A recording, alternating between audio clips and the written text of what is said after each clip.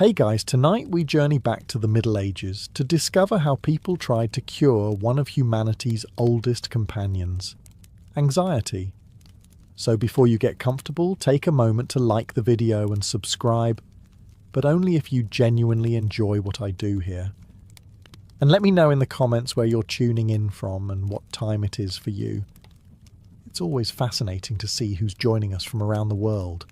And hopefully none of you are watching this because your local barber has also offered to be your therapist. Imagine you wake up somewhere in medieval Europe. The sun hasn't risen yet, the fire has almost gone out, and your blanket has all the insulating power of an enthusiastic napkin. Before you've even opened the front door, your brain has already started today's worrying schedule. Will the harvest survive? Will your cow survive? Will you survive? Will your landlord invent another tax? And why has your neighbour started coughing in a way that sounds expensive? Welcome to medieval anxiety. The people around you wouldn't call it that, of course. The word didn't exist in the way we use it today. But they absolutely recognise the feeling. Your heart races for no obvious reason. Your stomach feels tied into knots. You lie awake staring at the ceiling, which, fortunately, is interesting enough because there are at least 3 spiders negotiating ownership of it. You can't concentrate. Every small problem suddenly feels like the beginning of the apocalypse. To be fair, in the Middle Ages, it occasionally was. Unlike today, you can't distract yourself by scrolling your phone for 2 hours, pretending you'll go to bed after just one more video. Instead, you get to stare into a fire while your brain helpfully reminds you of every bad thing that has ever happened, and every bad thing that could happen. Human beings, it turns out, have always been remarkably talented at manufacturing disasters that haven't happened yet. The difference is that medieval people explained these feelings in completely different ways. If you visited a physician, he wasn't going to mention stress hormones or neurotransmitters. Instead, he would probably spend a surprising amount of time examining your urine. Medieval doctors loved urine with the enthusiasm modern people reserve for smartphone reviews. The colour, the smell, the clarity. It was practically a medieval laboratory report. After a thoughtful inspection, he might nod wisely and announce that your humours were out of balance. Specifically, you probably had too much black bile. The humour believed to produce melancholy, fear, and persistent worry. You might think, that sounds completely made up. And you'd be right. But remember, people 800 years from now may look at some of our wellness trends with exactly the same expression. The important thing is that medieval physicians genuinely believed they understood what was happening inside your body. They weren't trying to trick anyone. They were working with the best medical knowledge available to them, inherited from ancient Greek and Roman scholars. Their explanations were wrong by modern standards, but their observations were often surprisingly accurate. They noticed that some people worried constantly, while others stayed calm. They noticed sleepless nights, trembling hands, racing hearts, loss of appetite, sadness, irritability, and minds that simply refused to slow down. In other words, they were describing anxiety without having a word for it. Life itself gave them plenty of reasons to feel that way. Every season came with uncertainty. A late frost could destroy months of work. One infected cut from chopping firewood could become life-threatening. News travelled slowly, but bad news somehow managed to arrive exactly on time. If war wasn't nearby, famine might be. If famine wasn't nearby, disease often volunteered to fill the schedule. You didn't make long-term retirement plans because, statistically speaking, next Tuesday was ambitious enough. Religion also shaped the way you understood these emotions. If you were a monk, periods of overwhelming worry might be described as spiritual temptation. Monastic writers often spoke about restless thoughts invading the mind during prayer. Some described an almost constant feeling of heaviness, distraction, and fear. They believed the soul needed discipline just as much as the body needed food. Interestingly, they didn't simply tell people to stop worrying. Humanity has apparently been receiving that spectacularly unhelpful advice for centuries, and it has never worked particularly well. Instead, medieval thinkers searched for solutions. Some recommended herbal remedies. Others encouraged prayer, music, manual labour, conversation, regular routines, or long walks to sacred places. Many believed that keeping both body and mind occupied was one of the best defences against endless worrying. And here's the surprising part. A number of those remedies still sound remarkably sensible today. Others involved bloodletting. History, as always, is a game of mixed results. As we journey through the medieval world, you'll discover that beneath the strange theories, mysterious herbs, and occasionally alarming medical practices were people who wanted exactly what you want after a long, stressful day. For their heart to slow down, for their thoughts to become quiet, and for one blessed night to simply get some sleep without wondering whether the chickens sounded slightly too quiet outside. Because in the Middle Ages that was either nothing at all, or the beginning of a very interesting morning. If you wanted to understand medieval medicine, you first had to accept one very important fact. Your body was apparently a soup. Not a delicious soup, unfortunately. More of a complicated biological stew made up of 4 mysterious liquids called the humours: blood, yellow bile, black bile, and phlegm. According to nearly every educated physician in medieval Europe, your entire personality, health, emotions, and probably your chances of having a pleasant Tuesday depended on keeping these 4 fluids in perfect balance. Simple, except no one could actually see 3 of them. The theory had been inherited from the physicians of ancient Greece, particularly the works of Hippocrates and later expanded by Galen. By the Middle Ages, doctors treated it less as a theory and more as an instruction manual for the human body. If something felt wrong, one of the humours had almost certainly decided to misbehave. And when it came to anxiety, fear, or constant worrying, the usual suspect was black bile. Black bile was associated with melancholy, a condition that covered an enormous range of emotions. It could mean sadness, nervousness, hopelessness, excessive fear, or simply feeling weighed down by life. If you constantly expected the worst, struggled to sleep, or couldn't stop imagining disasters, your physician might confidently explain that your body had become overloaded with this troublesome humour. Was there any scientific evidence? Absolutely not. Was everyone convinced? Almost everyone.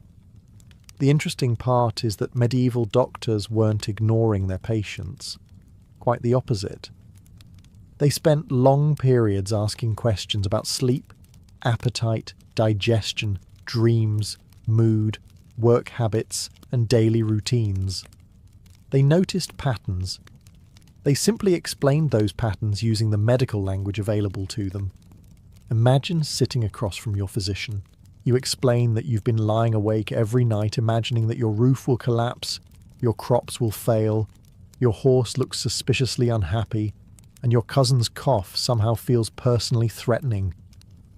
The doctor strokes his beard thoughtfully.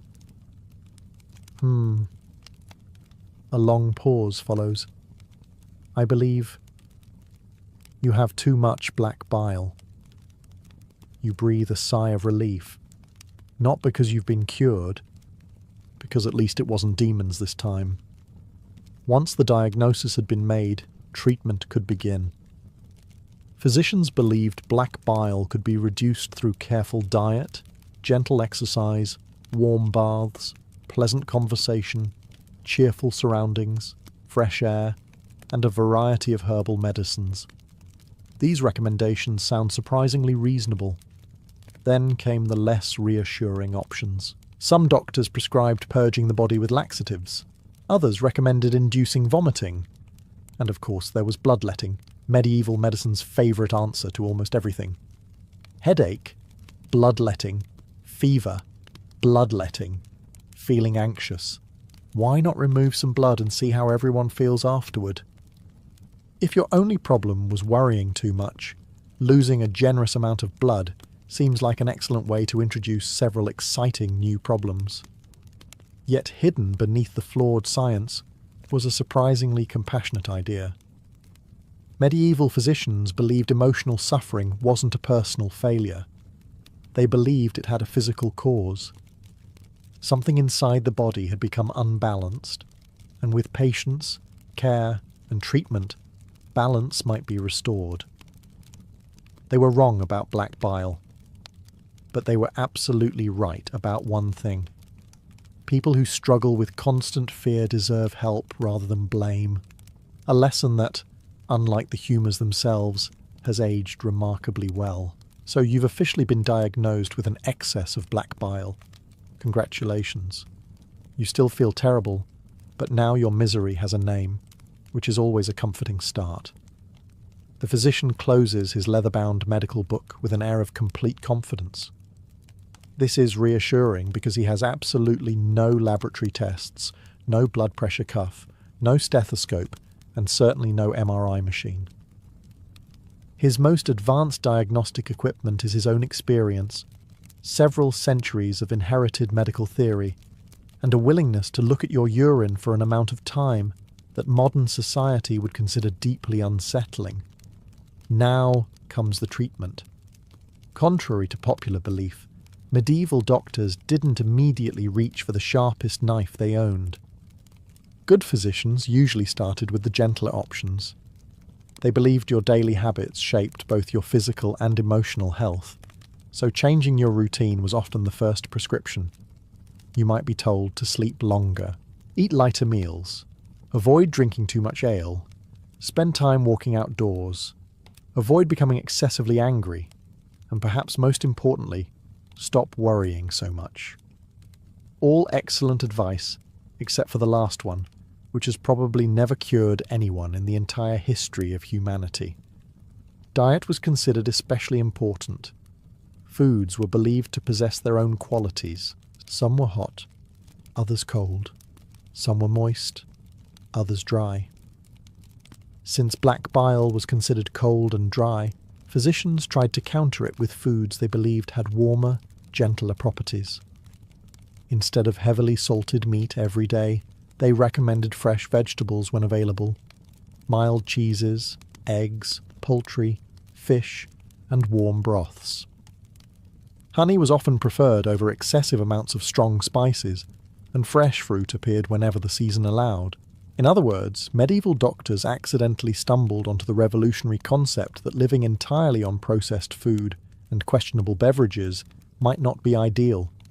Unfortunately, winter often had other plans. Exercise also appeared surprisingly often in medical advice. Not exhausting labour, that was something peasants were already receiving in generous quantities, but moderate walking, riding, gardening, or gentle movement. Physicians believed the body should stay active without becoming overheated or exhausted. Of course, telling a medieval farmer to exercise more was a bit like telling a fish to spend additional time in water. Bathing was another recommendation, although perhaps not as frequently as modern audiences imagine. Warm baths were thought to relax both muscles and the mind. Wealthier patients sometimes visited bathhouses where warm water, steam, massage, and conversation combined into something remarkably close to what we'd now call a wellness retreat. The only major difference was that nobody was charging extra for mindfulness. Sleep received special attention as well. Doctors advised patients to avoid going to bed immediately after large meals, to keep sleeping spaces reasonably comfortable, and to maintain regular sleeping habits whenever possible. They believed poor sleep didn't simply follow emotional distress, it could also make it much worse. That observation has survived the centuries rather well. Then came the medicines. Herbal mixtures were prepared with remarkable care. Some were brewed into teas, others became syrups, powders, oils, or wines infused with medicinal plants. Physicians mixed ingredients according to generations of tradition, convinced that nature had provided a remedy for nearly every illness if one simply knew where to look. Sometimes those remedies genuinely helped, and sometimes, after trying every gentle treatment available, the physician would quietly glance toward the cabinet where the bloodletting tools were waiting. Because no matter how promising the herbs had seemed, there was always Plan B. Unfortunately for the patient, Plan B usually involved losing a noticeable amount of Plan A. If there was one place in medieval Europe where your chances of finding a calm atmosphere were dramatically higher than average, it was a monastery. For one thing, nobody was trying to sell you anything. For another, the loudest argument of the day was usually about whether Brother Thomas had once again fallen asleep during morning prayers. Monasteries were far more than places of worship. They were hospitals, libraries, schools, pharmacies, and botanical gardens rolled into one. While kingdoms rose and fell outside their stone walls, monks quietly spent centuries collecting knowledge about plants that could ease pain, reduce fever, settle stomachs, and perhaps even soothe an anxious mind. The monastery garden wasn't planted at random. Every herb had a purpose. Lavender filled the air with its gentle fragrance. Lemon balm was valued for lifting heavy spirits. Chamomile soothed digestion and encouraged restful sleep. Sage appeared in countless remedies, while rosemary was believed to strengthen both memory and the mind. If modern supermarkets had an herbal tea aisle, medieval monasteries practically invented the concept. The monks observed nature carefully. They recorded which plants seemed helpful, which caused problems, and which should absolutely not be confused with their remarkably poisonous cousins. Admittedly, mistakes still happened from time to time, but medical progress has always involved a certain amount of learning what not to eat. Many remedies began with something wonderfully simple. Fresh herbs were gathered in the early morning after the dew had disappeared. They were dried carefully inside airy rooms or hung from wooden beams. Later, they would be crushed with mortars and pestles before being mixed into teas, ointments, oils, or medicinal wines. There was nothing rushed about the process. Even preparing the medicine required patience. That patience may have been part of the treatment itself. Life inside a monastery followed an almost perfectly predictable rhythm. Bells rang throughout the day. Meals happened at fixed hours. Work alternated with prayer.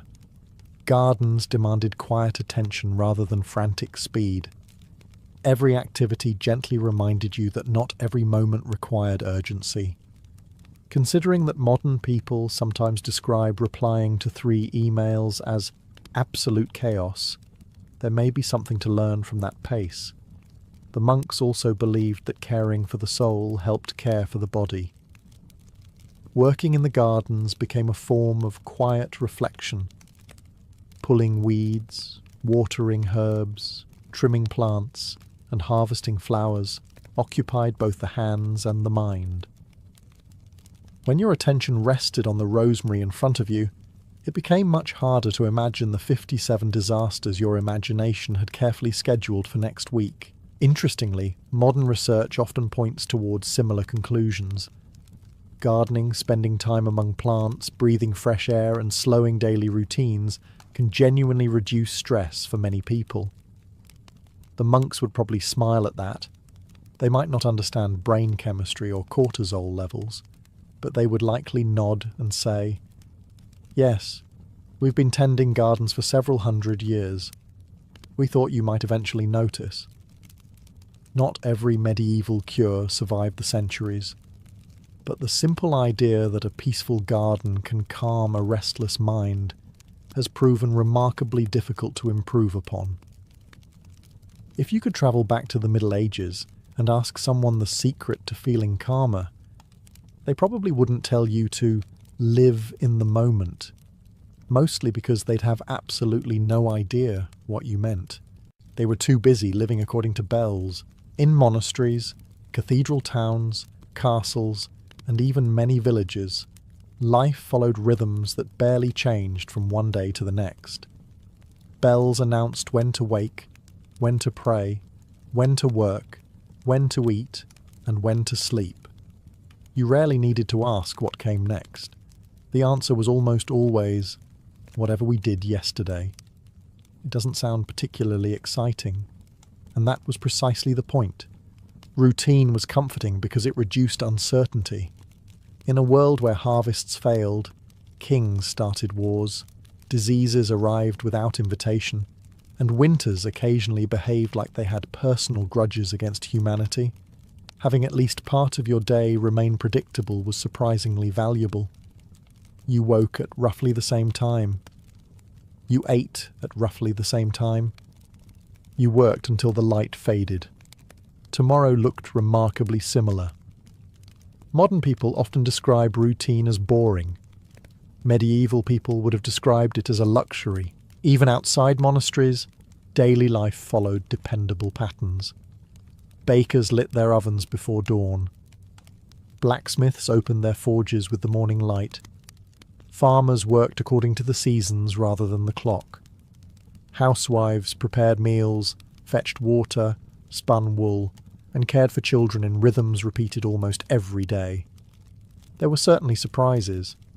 Unfortunately, they usually involved invading armies. The repetition itself served an important purpose. When your body knows what comes next, your mind has fewer decisions to make. Medieval people never explained it in those words, but they clearly noticed that disorder often created emotional distress, while order brought stability. Monks took this principle even further. Their lives were carefully organised according to the rule of St. Benedict, a guide that governed nearly every part of daily existence.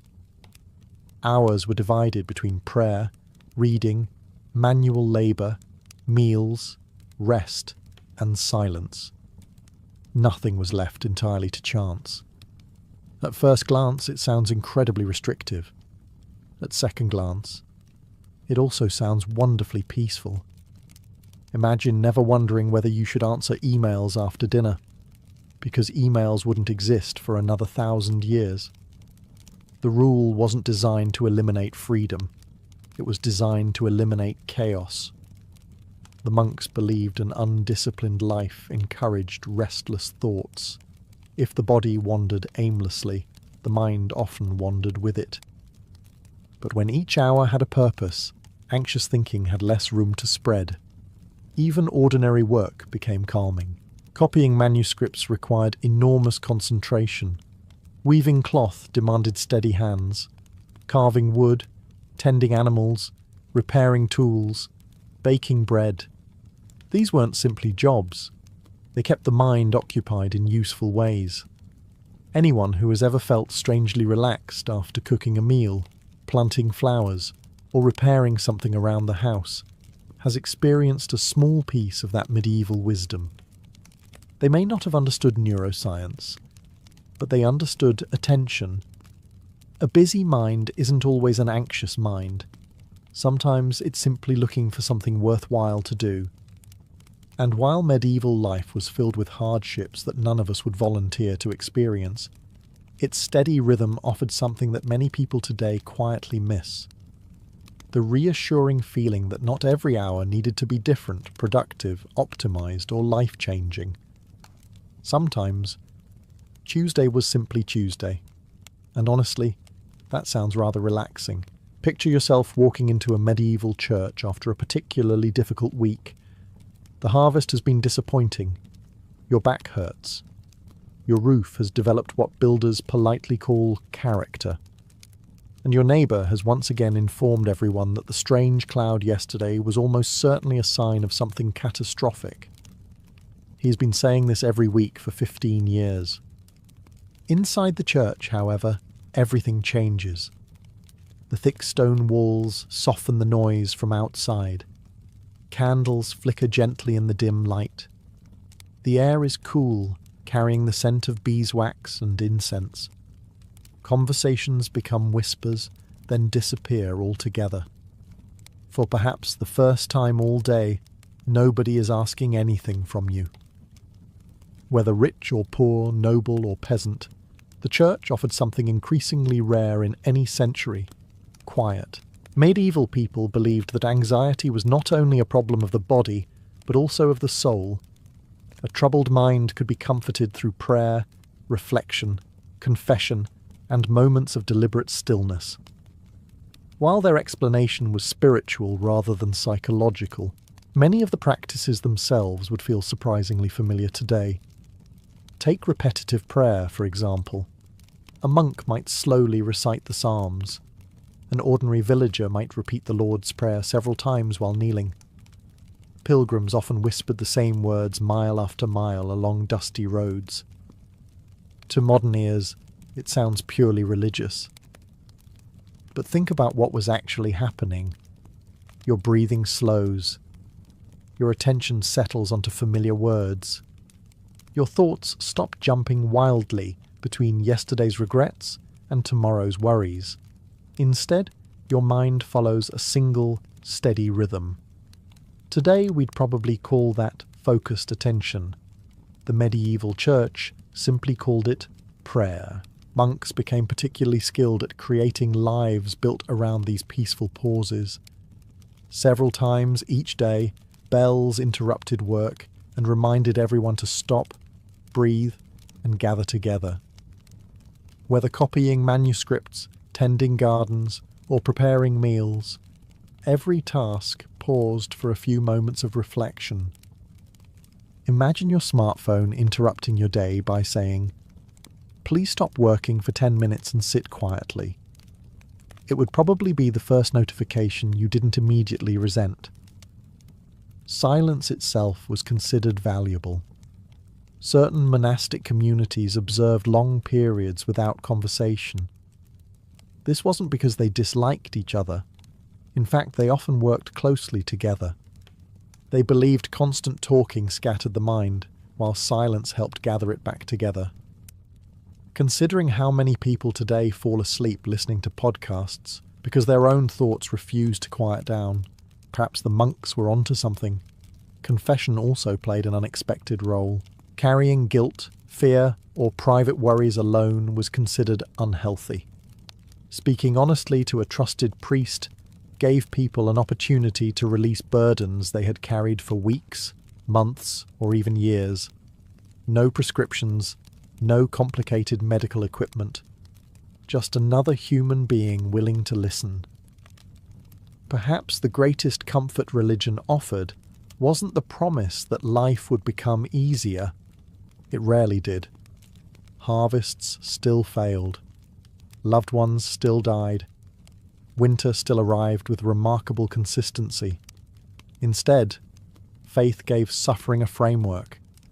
It suggested that fear did not have to be faced alone, that uncertainty had meaning, and that even during life's darkest moments, there was still hope waiting beyond them. For countless medieval people, that hope became one of the strongest medicines they ever received. Not because it removed every anxious thought, but because it reminded them that anxious thoughts didn't have to have the final word. If your anxiety became too heavy to carry, medieval Europe offered a rather unusual prescription. Walk, not around the block. Not for 10,000 steps, more like 200 miles, possibly 400, maybe even across an entire continent. Imagine you're having an awful day. The roof is leaking, your wheat isn't growing, your goat has escaped for the 3rd time this month. At this point, the goat is no longer escaping. It simply has a better social life than you. Now imagine trying to deal with all of that completely alone. For most medieval people, that wasn't really an option. Life in the Middle Ages was incredibly difficult, but it was also remarkably communal. Whether you lived in a village, a market town, or inside monastery walls, you were almost constantly surrounded by other people. Privacy was scarce. Personal space was practically a myth. If you wanted 5 minutes completely to yourself, Your best chance was probably walking into the woods, and even then there was a fair chance someone would ask why you weren't chopping firewood. While modern life often celebrates independence, medieval society depended on cooperation. You couldn't harvest an entire field by yourself. You couldn't build a house alone. You couldn't defend your village alone. And you certainly couldn't move a wagon out of the mud by delivering an inspiring motivational speech. You needed people. That constant interaction had an unexpected effect on emotional health. When something terrible happened, the whole village usually knew within hours. That might sound exhausting if you've ever had a nosy neighbour, but it also meant you rarely carried heavy burdens entirely by yourself. If your barn burned down, neighbours helped rebuild it. If someone became ill, meals appeared at the family's door. If a husband died, relatives and neighbours often stepped in to help with the harvest, not because they were exceptionally generous, because next year they might need exactly the same help. Medieval villages understood something simple. Today, it was your problem. Tomorrow, it might be mine. Guilds worked in much the same way.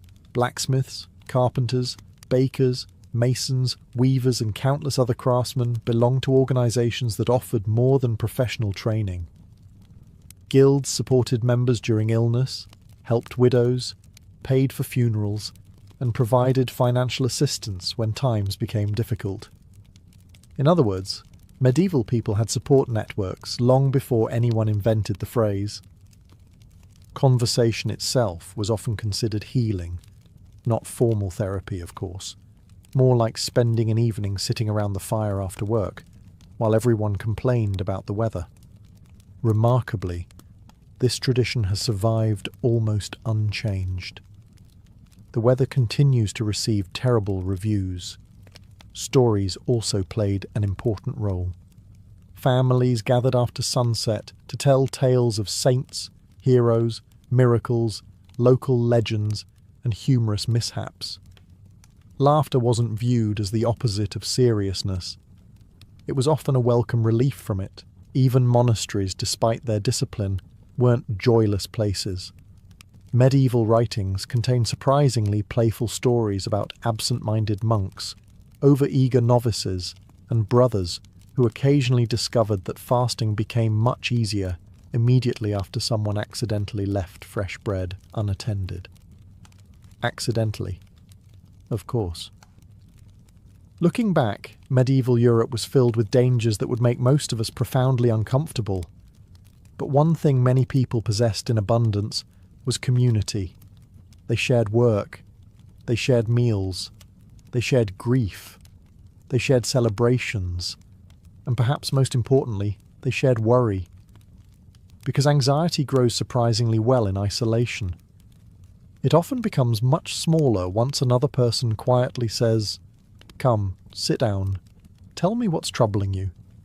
If you asked a medieval physician to name the single most important cure for an anxious mind, there is a very good chance he would answer with one simple word: sleep. Not because it solved every problem. Your taxes would still be waiting in the morning. Your roof would still leak.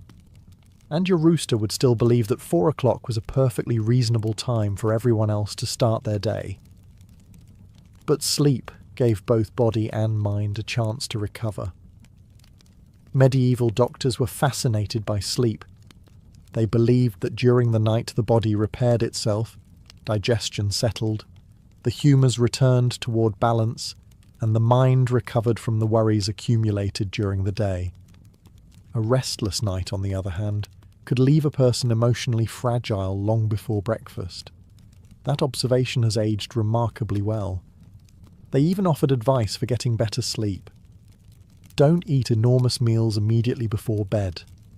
Avoid excessive drinking. Keep the sleeping room reasonably warm. Try not to go to bed immediately after becoming angry or distressed. These recommendations sound surprisingly modern. The explanations behind them, somewhat less so. Physicians believed that food continued cooking inside the stomach throughout the night. If you ate too much, Strange vapours supposedly rose toward the brain, disturbing both sleep and dreams. Scientifically questionable, but anyone who has gone to bed immediately after an enormous holiday dinner knows that sleeping peacefully becomes optimistic. Dreams fascinated medieval people as well. Some believed dreams reflected physical health. Others believed they carried messages from God. Still others thought disturbing dreams simply meant your digestion had become confused. Imagine waking after dreaming that dragons had stolen your house. Today, someone might recommend drinking less coffee. In the Middle Ages, someone might recommend eating less cheese. History occasionally takes unexpected turns. The bedroom itself mattered. Most ordinary people slept on straw mattresses stuffed into simple wooden frames. Wealthier families enjoyed feather beds, wool blankets, and curtains that helped keep warmth inside. Regardless of social class, everyone understood that a warm, dry place to sleep was worth protecting. Sharing beds was also incredibly common. Families slept together. Servants shared rooms. Travellers often found themselves sleeping beside complete strangers at inns. Privacy was considered a luxury. Hopefully, your roommate wasn't the sort of person who snored loudly enough to frighten nearby livestock. Although medieval records strongly suggest such individuals have existed throughout human history. Interestingly, sleep itself often happened in two parts. Many historians believe that people commonly experienced what is now called segmented sleep. After several hours, they naturally woke during the middle of the night. Rather than panicking because they were awake at 2 a.m, they accepted it as perfectly normal. Some prayed, some reflected quietly. Some spoke softly with family members. Others simply sat beside the fire until they became sleepy again before returning to bed for a second period of rest. No one reached for a phone, mainly because the printing press hadn't even been invented yet, and social media was still several inconvenient centuries away. Perhaps the greatest lesson medieval people offer is this. They didn't expect sleep to be perfect every night.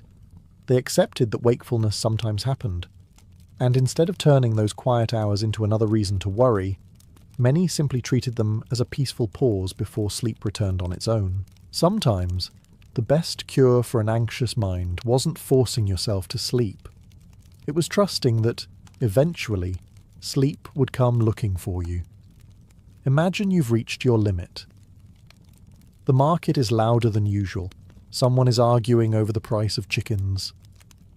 Someone else is arguing because the chickens have wandered into his cabbages. The blacksmith has been hammering iron since sunrise. Children are chasing each other through the street. A dog is barking. Another dog has decided this is an excellent opportunity to join in. If medieval people had possessed noise-cancelling headphones, they would probably have become the greatest invention since bread. Instead, many simply walked away. Long before anyone coined the phrase, "go touch grass," medieval people were already doing exactly that. Physicians often recommended fresh air as part of recovering from melancholy and emotional exhaustion. They believed stale, crowded air, especially in busy towns, could disturb the body's natural balance, while clean country air restored it.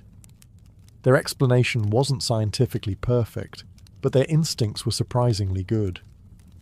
After all, a quiet meadow has a remarkable habit of minding its own business. Unlike your neighbours, walking through forests, fields, riversides, or monastery gardens gave people something they rarely found inside towns. Space. Your thoughts could finally spread out, instead of bouncing between narrow streets and crowded houses. The countryside also moved at a different pace. Trees didn't hurry, streams didn't panic, birds had absolutely no interest in your unpaid taxes.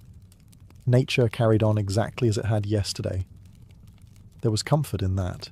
Medieval writers frequently described gardens as places of healing.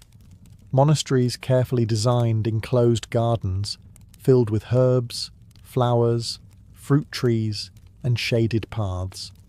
These spaces weren't simply practical, they were intentionally peaceful. You could sit beneath an apple tree listening to bees instead of merchants. Honestly, the bees were often easier to negotiate with. Even nobles escaped into nature. Castles might appear magnificent from the outside, but they were crowded, noisy, smoky places filled with servants, soldiers, visitors, and enough political intrigue to make family dinners feel wonderfully uncomplicated. Many aristocrats found relief by riding through forests, hunting, fishing, or simply walking across their estates. While hunting was certainly more exciting than bird watching, both activities shared something important. They demanded complete attention. It's surprisingly difficult to obsess over tomorrow's problems while trying not to fall off a horse. Peasants experienced something similar during ordinary work. Gathering herbs, watching sheep, cutting hay, collecting firewood. These tasks required steady focus, without demanding endless worrying. The body stayed busy while the mind gradually became quieter. Today, we might describe this as being present in the moment. A medieval farmer would probably just shrug. I'm watching sheep. Fair enough. Perhaps the greatest gift nature offered wasn't that it solved life's problems. It didn't. The harvest could still fail. Winter still arrived. Kings still declared wars with impressive confidence and questionable timing. But the forest never asked you to predict the future. The river never reminded you of yesterday's mistakes. The wind carried no expectations. For a little while, surrounded by trees older than anyone could remember, you were simply another human being sharing the landscape. And sometimes, that was enough to remind even the most anxious traveller that the world was far larger than the worries they carried inside their own head. Imagine waking up with your heart pounding for the 5th night in a row. You feel exhausted. Your thoughts won't slow down. Nothing terrible has happened, yet your mind insists on preparing for absolutely everything anyway. Today you might recognize these as symptoms of anxiety. In the Middle Ages, the explanation could be far more complicated. Medicine wasn't the only lens through which people understood emotional suffering. Religion shaped nearly every part of daily life, and the invisible world often felt just as real as the visible one. Angels, demons, miracles, temptations, and divine intervention weren't considered fairy tales. They were part of everyday reality. If someone experienced overwhelming fear, disturbing thoughts, or emotional distress, many believed the struggle might also have a spiritual dimension. Fortunately, that didn't automatically mean people assumed the worst. In fact, many priests were surprisingly compassionate. Their first recommendation was often confession, prayer, rest, and guidance rather than dramatic accusations. They understood that grief, guilt, fear, and uncertainty could weigh heavily on the soul. Speaking openly about those burdens was considered healthy, even necessary. It's remarkable how often medieval advice began with simply talking to someone. Some ideas age surprisingly well, others not quite. For example, certain writers believed demons could exploit moments of despair, whispering fearful thoughts into vulnerable minds. This wasn't because they imagined people were crazy. Rather, they believed every human life involved a constant spiritual struggle between hope and despair. If you've ever had your brain remind you of an embarrassing moment from 8 years ago while you're trying to fall asleep, you may understand why they suspected outside interference. The timing certainly feels suspicious. Monks knew this battle especially well. One of the most famous challenges they described was something called acedia. It wasn't exactly laziness, although it was sometimes translated that way. Instead, it referred to a heavy feeling of restlessness, emptiness, discouragement, and emotional exhaustion. A monk suffering from acedia struggled to concentrate during prayer. Time seemed to move painfully slowly. Nothing felt meaningful anymore. He wanted to be anywhere except where he actually was. Considering how many people today stare out of office windows, wondering whether they should quit everything and open a bakery in the countryside, the feeling hasn't disappeared entirely. The monks developed practical ways to fight it.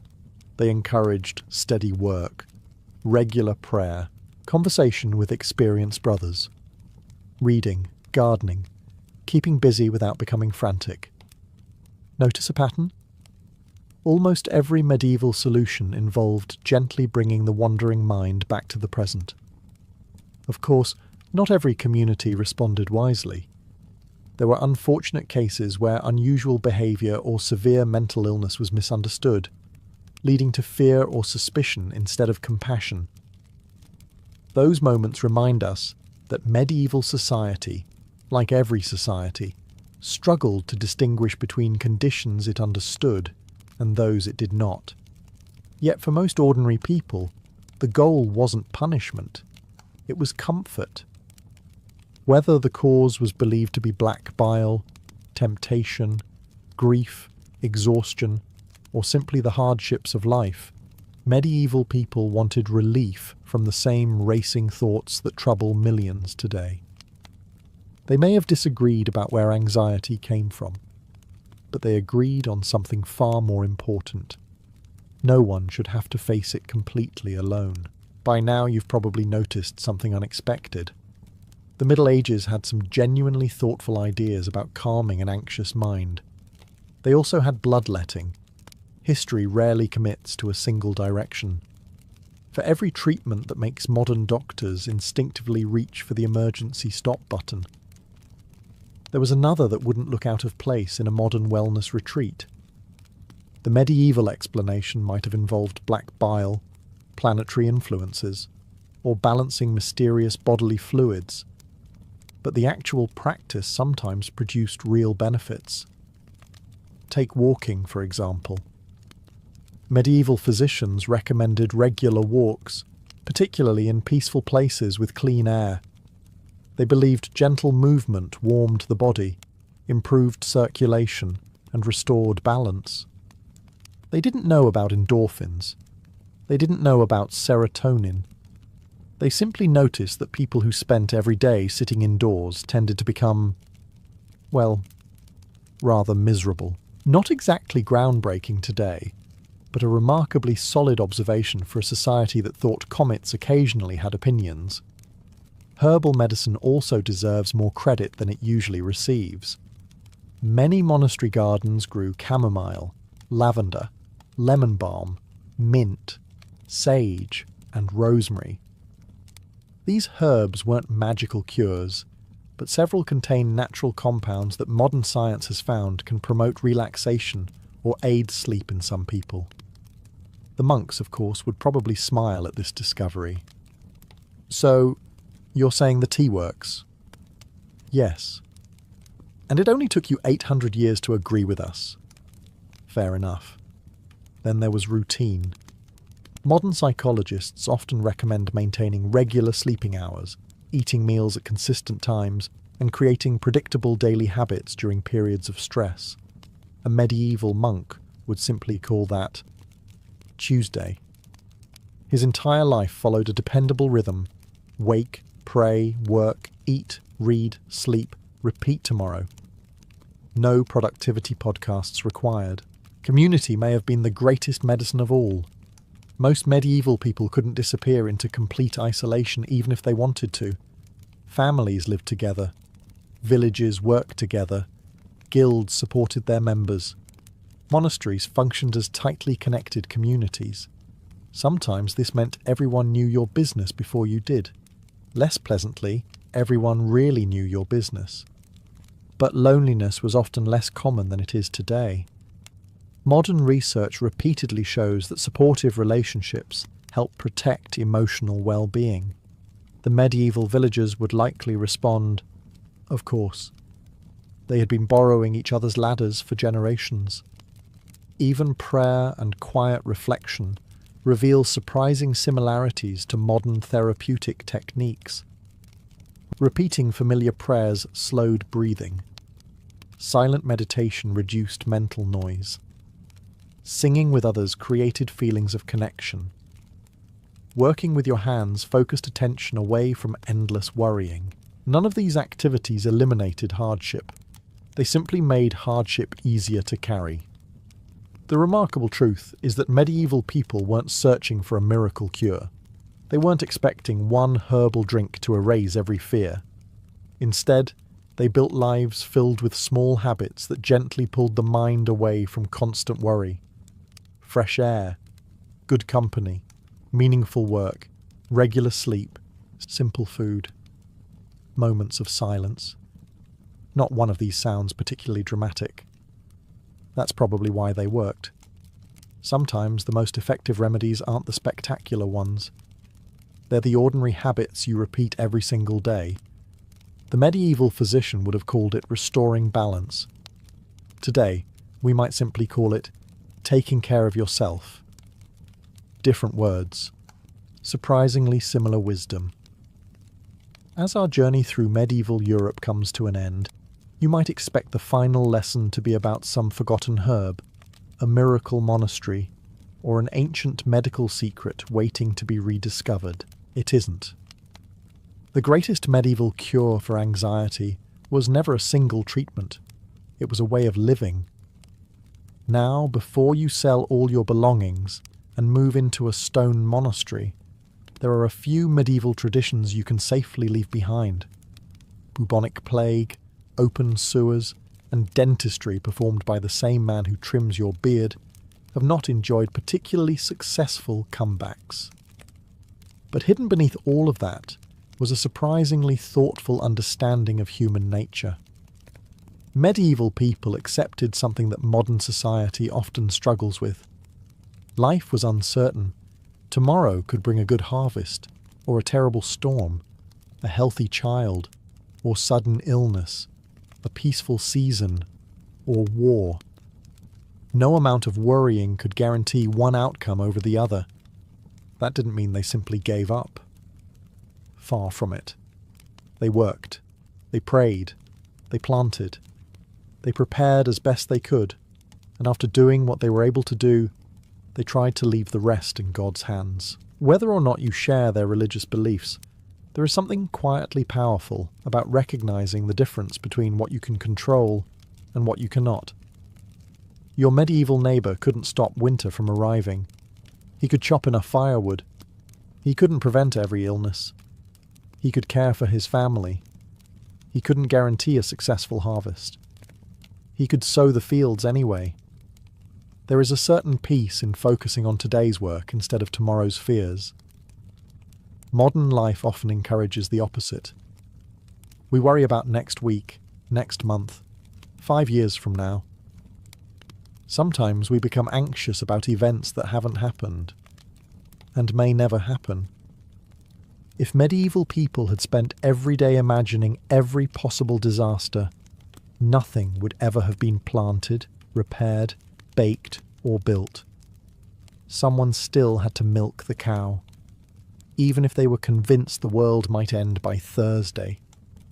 Perhaps that explains why routine mattered so much, why community mattered, why gardens mattered, why long walks, music, prayer, shared meals, meaningful work, and quiet evenings beside the fire appeared again and again throughout medieval life. None of these erased hardship. They simply reminded people that peace was often found in ordinary moments, rather than extraordinary ones. And perhaps that's the greatest surprise of all. For a society separated from us by hundreds of years, medieval people weren't really searching for a different kind of happiness.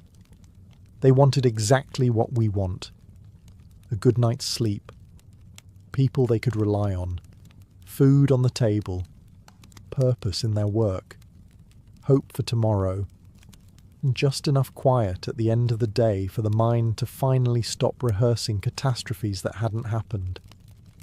History changes, kingdoms rise and disappear, Medicine advances. Technology transforms the world. Yet the human heart remains remarkably familiar. 800 years ago, someone sat beside a fire hoping tomorrow would be a little less frightening. Tonight, somewhere in the world, someone is hoping for exactly the same thing. Perhaps that's the most comforting lesson the Middle Ages leave behind. Some worries are timeless, but so is humanity's ability to keep going, one ordinary day at a time. Every Viking family knew recipes that never appeared in books, never hung on walls, and certainly never came with precise measurements. There were no cookbooks sitting beside the hearth, no grandmother whispering, "Just add 2 teaspoons." Instead, recipes lived inside people. They passed from parent to child through years of watching, stirring, tasting, and occasionally burning something expensive. A Viking child probably learned to cook long before becoming an adult. By the age of 7 or 8, many were already helping gather herbs, grinding grain, carrying water, or turning roasting spits over the fire. Cooking was not considered a hobby. It was survival with better seasoning. Most Viking homes centered around a single long fire that burned day and night. The flames provided warmth during brutal Scandinavian winters, light during the dark evenings, and the only reliable way to prepare food. Above the fire hung iron cauldrons suspended from adjustable hooks. Families could raise or lower the pot depending on how fiercely the meal needed to boil. Unlike modern kitchens filled with timers and gadgets that beep every 30 seconds, Viking cooks judged everything by experience. They knew when porridge had thickened simply by how it moved inside the pot. They judged bread by its smell rather than by a clock. If something started smoking a little too enthusiastically, that was simply valuable feedback. The ingredients themselves were wonderfully ordinary. Barley formed the backbone of countless meals because it survived the harsh northern climate better than wheat.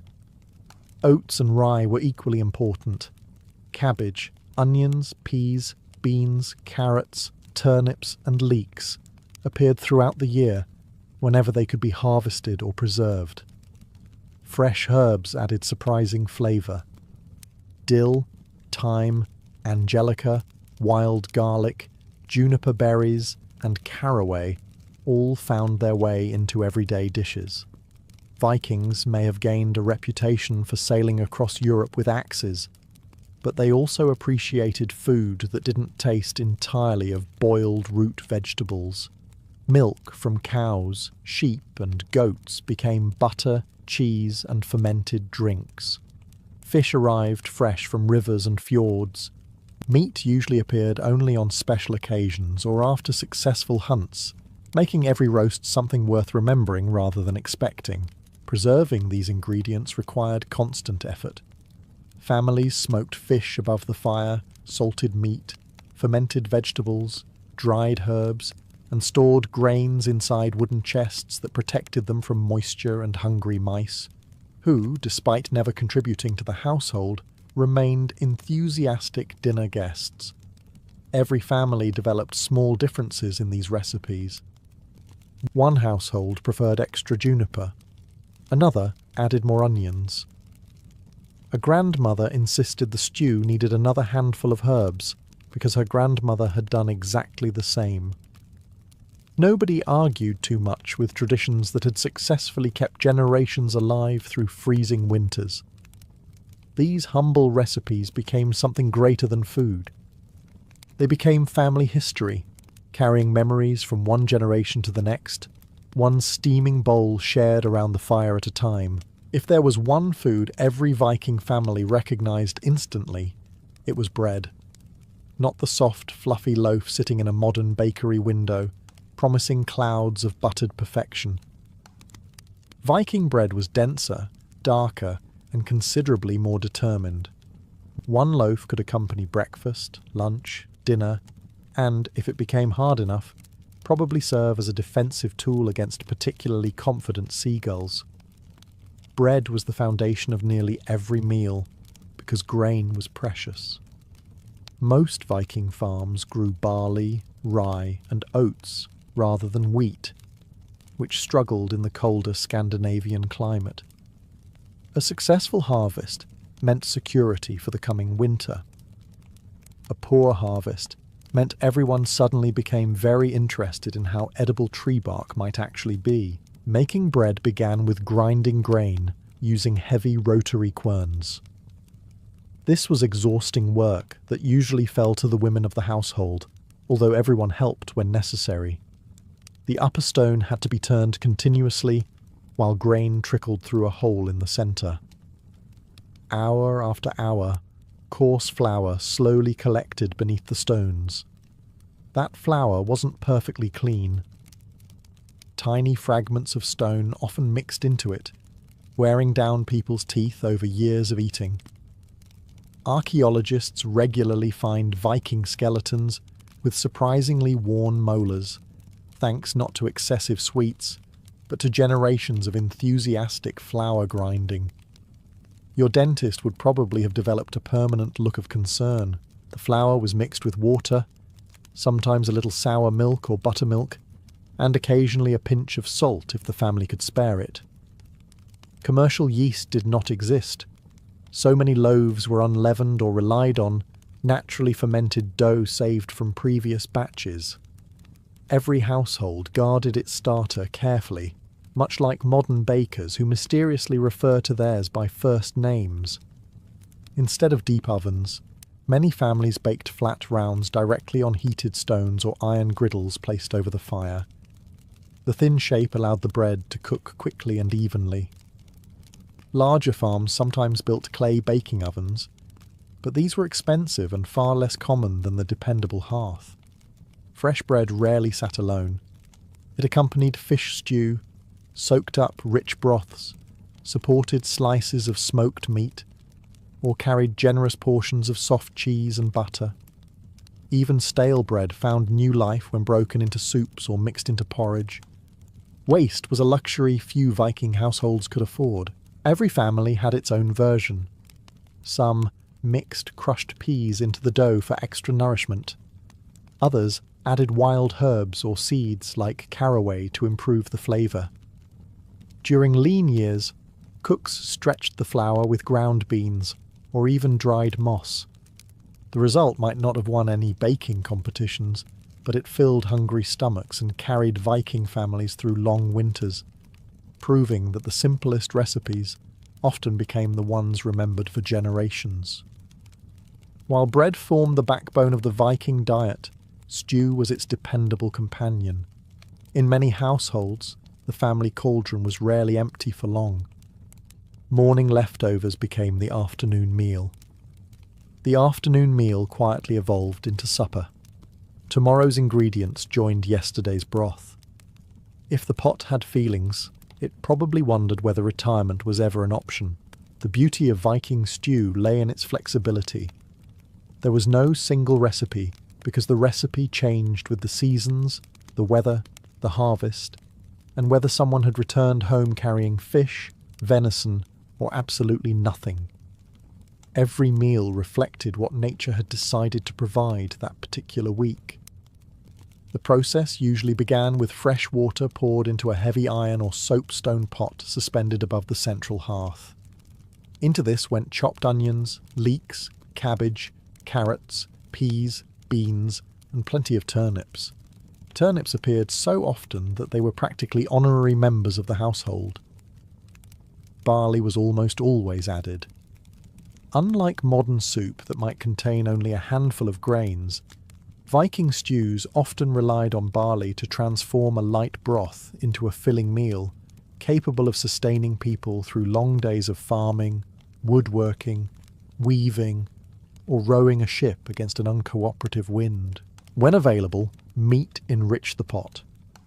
Lamb, goat, beef, pork, or game animals like deer all found their place. Yet contrary to popular imagination, Vikings did not feast on roasted meat every evening. Livestock represented wealth. Killing an animal meant sacrificing future milk, wool, or breeding potential, so meat was often used sparingly, cut into small pieces that flavoured the entire stew rather than dominating it. Fish appeared far more frequently. Fresh cod, herring, trout, salmon or eel could all be simmered with vegetables. Along the Scandinavian coast, seafood often supplied the main source of protein for ordinary families, making fishing as important as farming. Flavour came from simple additions. Dill brightened the broth. Thyme added warmth. Juniper berries contributed a gentle pine-like note that paired surprisingly well with game meat. Wild garlic and angelica gave fresh aromas during spring and summer. Without imported spices, local herbs became the cook's greatest advantage. Meals were served in wooden bowls, with everyone gathering around the fire. Spoons carved from wood, horn or bone handled most of the work, while bread helped scoop up whatever remained. Conversation flowed as freely as the broth, with stories, family news, and plans for the next day's work shared between mouthfuls. Perhaps the greatest strength of Viking stew was that it wasted almost nothing. A handful of vegetables too small to serve alone, a strip of smoked fish, yesterday's barley, or scraps left from another meal, all found a purpose in the cauldron. It was practical, nourishing, and endlessly adaptable, a recipe passed through generations because it fed families not only on good days, but especially on difficult ones. If bread filled the stomach and stew warmed the body, dairy quietly held the Viking kitchen together. A family might celebrate a successful hunt only a few times each year, but milk arrived almost every day during the warmer months. Cows, goats, and sheep were not simply sources of meat. They were living pantries that kept producing food, without anyone needing to sharpen an axe. Fresh milk, however, came with one rather inconvenient problem. It spoiled quickly. Without refrigeration, a bucket of milk could turn sour before the day was over, especially during the short Scandinavian summer. Rather than fighting nature, Viking families worked with it. They became masters of fermentation, discovering that food transformed by helpful bacteria often lasted far longer than food left untouched. Fresh milk became sour milk, a drink that modern taste buds might find surprising, but Vikings considered perfectly refreshing. It also became skyr-like cultured dairy, thick and creamy enough to eat with a spoon. Although today's Icelandic skyr has evolved over centuries, its roots stretch back to these early Norse traditions of carefully fermenting milk. Butter was another household treasure. Women churned cream inside wooden containers until tiny droplets of fat joined together into solid golden clumps. It demanded patience and strong arms. The process could take a long time, particularly if the cream decided to be stubborn that day. Fresh butter tasted wonderful, but preserving it mattered even more. Vikings often salted butter heavily before storing it inside wooden tubs or barrels. Properly prepared, it could survive for months, providing valuable calories throughout the winter when fresh milk disappeared. Cheese offered an even greater reward. Soft cheeses could be eaten almost immediately, while harder varieties aged over time, becoming portable sources of protein for travellers, fishermen, and traders. A wheel of cheese survived journeys far better than a bucket of fresh milk, making it ideal for long voyages across the North Sea. Whey, the liquid left behind after cheesemaking, was never wasted either. Families drank it, cooked with it, or used it to preserve meat. Some cuts of lamb and beef were submerged in acidic whey, slowing spoilage while adding a distinctive tangy flavour. Modern refrigerators had nothing on a barrel full of carefully fermented liquid and generations of practical experience. Children often helped with these tasks from an early age. They learned which cows produce the richest milk, how long butter should be churned, and when cheese had matured enough to eat. These lessons passed naturally from parents to children, without written instructions, becoming part of everyday life. To a Viking family, fermentation was not mysterious science, it was simply common sense. Every successful batch of butter, cheese, or cultured milk represented another week of food security. These recipes endured because they transformed something temporary into something lasting, proving that sometimes the greatest ingredient in any Viking kitchen was patience itself. If a Viking family lived anywhere near the sea, a river, or one of Scandinavia's countless lakes, fish appeared on the table so often that nobody considered it special. It was simply dinner. While later stories celebrated daring raids and glorious battles, most ordinary Vikings spent far more time untangling fishing nets than swinging swords. History may remember the warrior, but the fisherman quietly kept everyone alive. The waters surrounding Scandinavia were astonishingly generous. Cold northern seas teemed with cod, herring, mackerel, haddock, and flatfish. Rivers supplied salmon, trout, pike, perch, and eels. During the salmon runs, entire communities could preserve enough fish to help feed themselves through the coming winter. Fishing itself required skill rather than luck. Families used woven nets, bone or iron hooks, wicker traps, and long fishing lines weighted with carefully shaped stones. Along rocky shores, children often searched for shellfish, while adults checked traps set the previous evening. Everyone contributed, because fresh fish rarely waited patiently for convenient working hours. The simplest preparation involved cooking fish almost immediately after it was caught. Whole fish could be roasted on wooden spits beside the fire, or placed on flat stones above glowing embers. Larger catches often found their way into the household stew, where tender flakes mixed with barley, onions, leeks, and herbs to create filling meals that stretched surprisingly far. But fresh fish lasted only a short time, forcing Viking families to become experts at preservation. Salting was one solution, although salt itself could be expensive in some regions. More commonly, fish were hung above slow-burning fires inside smokehouses. The gentle smoke dried the flesh while protecting it from insects and spoilage, producing food that remained edible for months. Air drying also played a major role, especially with cod. Along windy northern coastlines, cleaned fish could be suspended on wooden racks where cold air gradually removed moisture. The finished product became incredibly hard, almost like wood. Before eating, families soaked or cooked it until it softened once again. It was hardly elegant dining, but it travelled exceptionally well.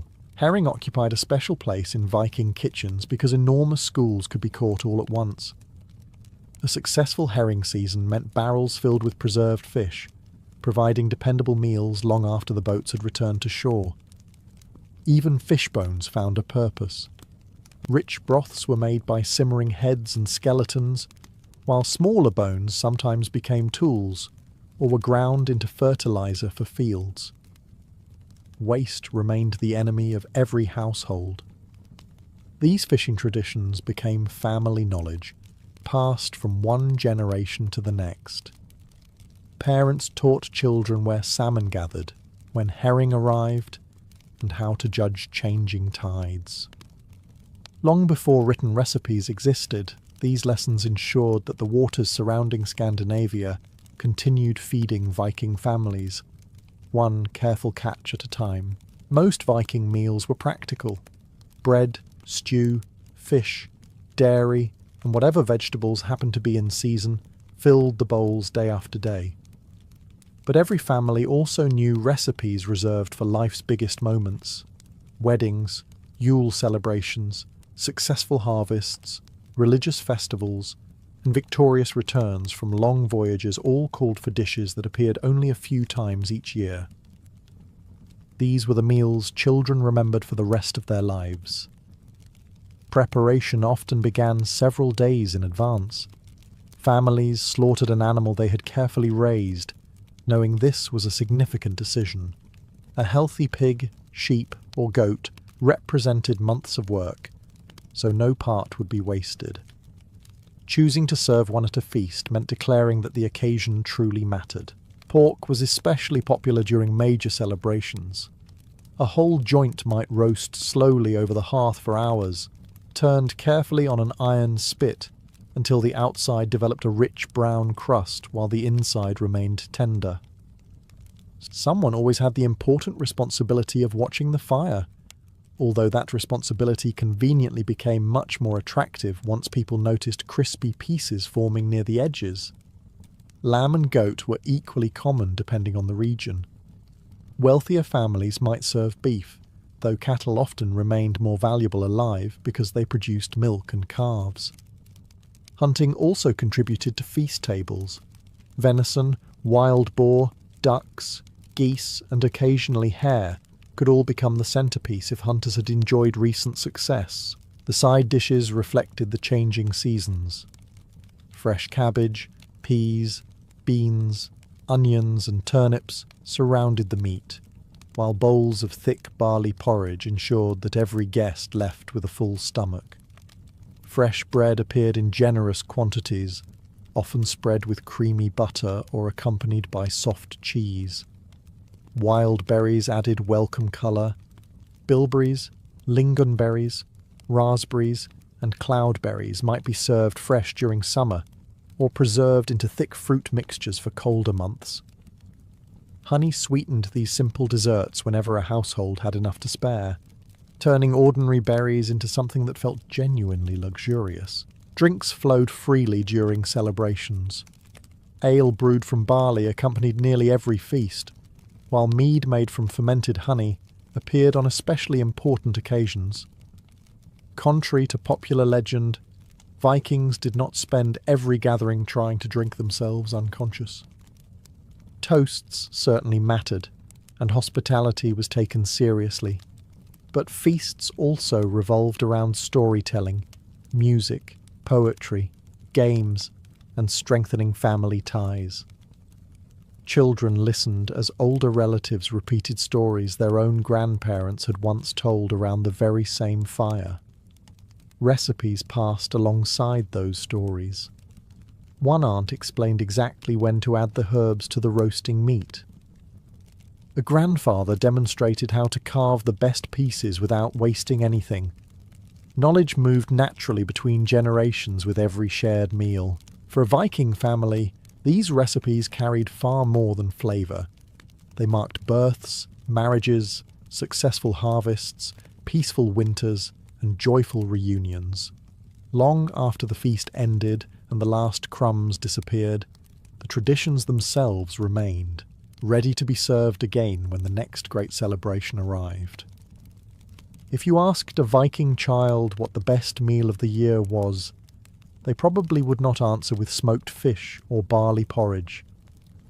They would remember the rare moments when someone brought out honey, fresh berries, or a basket of newly gathered hazelnuts.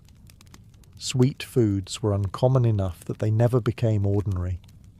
They were treats tied to summer, celebration, and good fortune. Unlike today, there was no sugar sitting in a wooden bowl on the table. Refined sugar would not reach Scandinavia until centuries later, and when it eventually did, it was so expensive that only the wealthiest households could afford it. Viking families relied almost entirely on one natural sweetener: honey. Beekeeping existed throughout much of the Viking world, although wild bee nests were equally valuable. Finding one hidden inside a hollow tree could feel like discovering buried treasure. Harvesting the honey, however, required courage, patience, and a willingness to negotiate with thousands of tiny insects who believed they already owned it. Every drop mattered. Honey-flavoured porridges, sweetened drinks, glazed roasted meats, and transformed simple berries into memorable desserts. It was also the essential ingredient for mead, although children were much more interested in the honey itself than the drink adults carefully brewed from it. Summer brought an abundance of wild fruit. Families wandered forests and hillsides collecting bilberries, raspberries, strawberries, blackberries, lingonberries, and cloudberries, depending on the region. Gathering berries became a family activity, with children often proving surprisingly useful because they spotted bushes adults walked straight past. Of course, children also developed the mysterious habit of eating nearly as many berries as they managed to place inside their baskets. This unofficial tasting process probably reduced the final harvest more than anyone admitted. Most berries were eaten fresh while they lasted. Others were gently cooked into thick fruit mixtures or dried for later use. During the darkest winter months, opening a container of preserved berries offered a welcome reminder that summer would eventually return, even if the snow outside strongly disagreed. Nuts also played an important role. Hazelnuts grew naturally across parts of Scandinavia and were collected every autumn. Rich in oils and nutrients, they could be stored for months and added to bread, porridge, or simply eaten by themselves. Apples, where they could be grown, were equally treasured and often dried into slices that lasted well beyond the harvest season.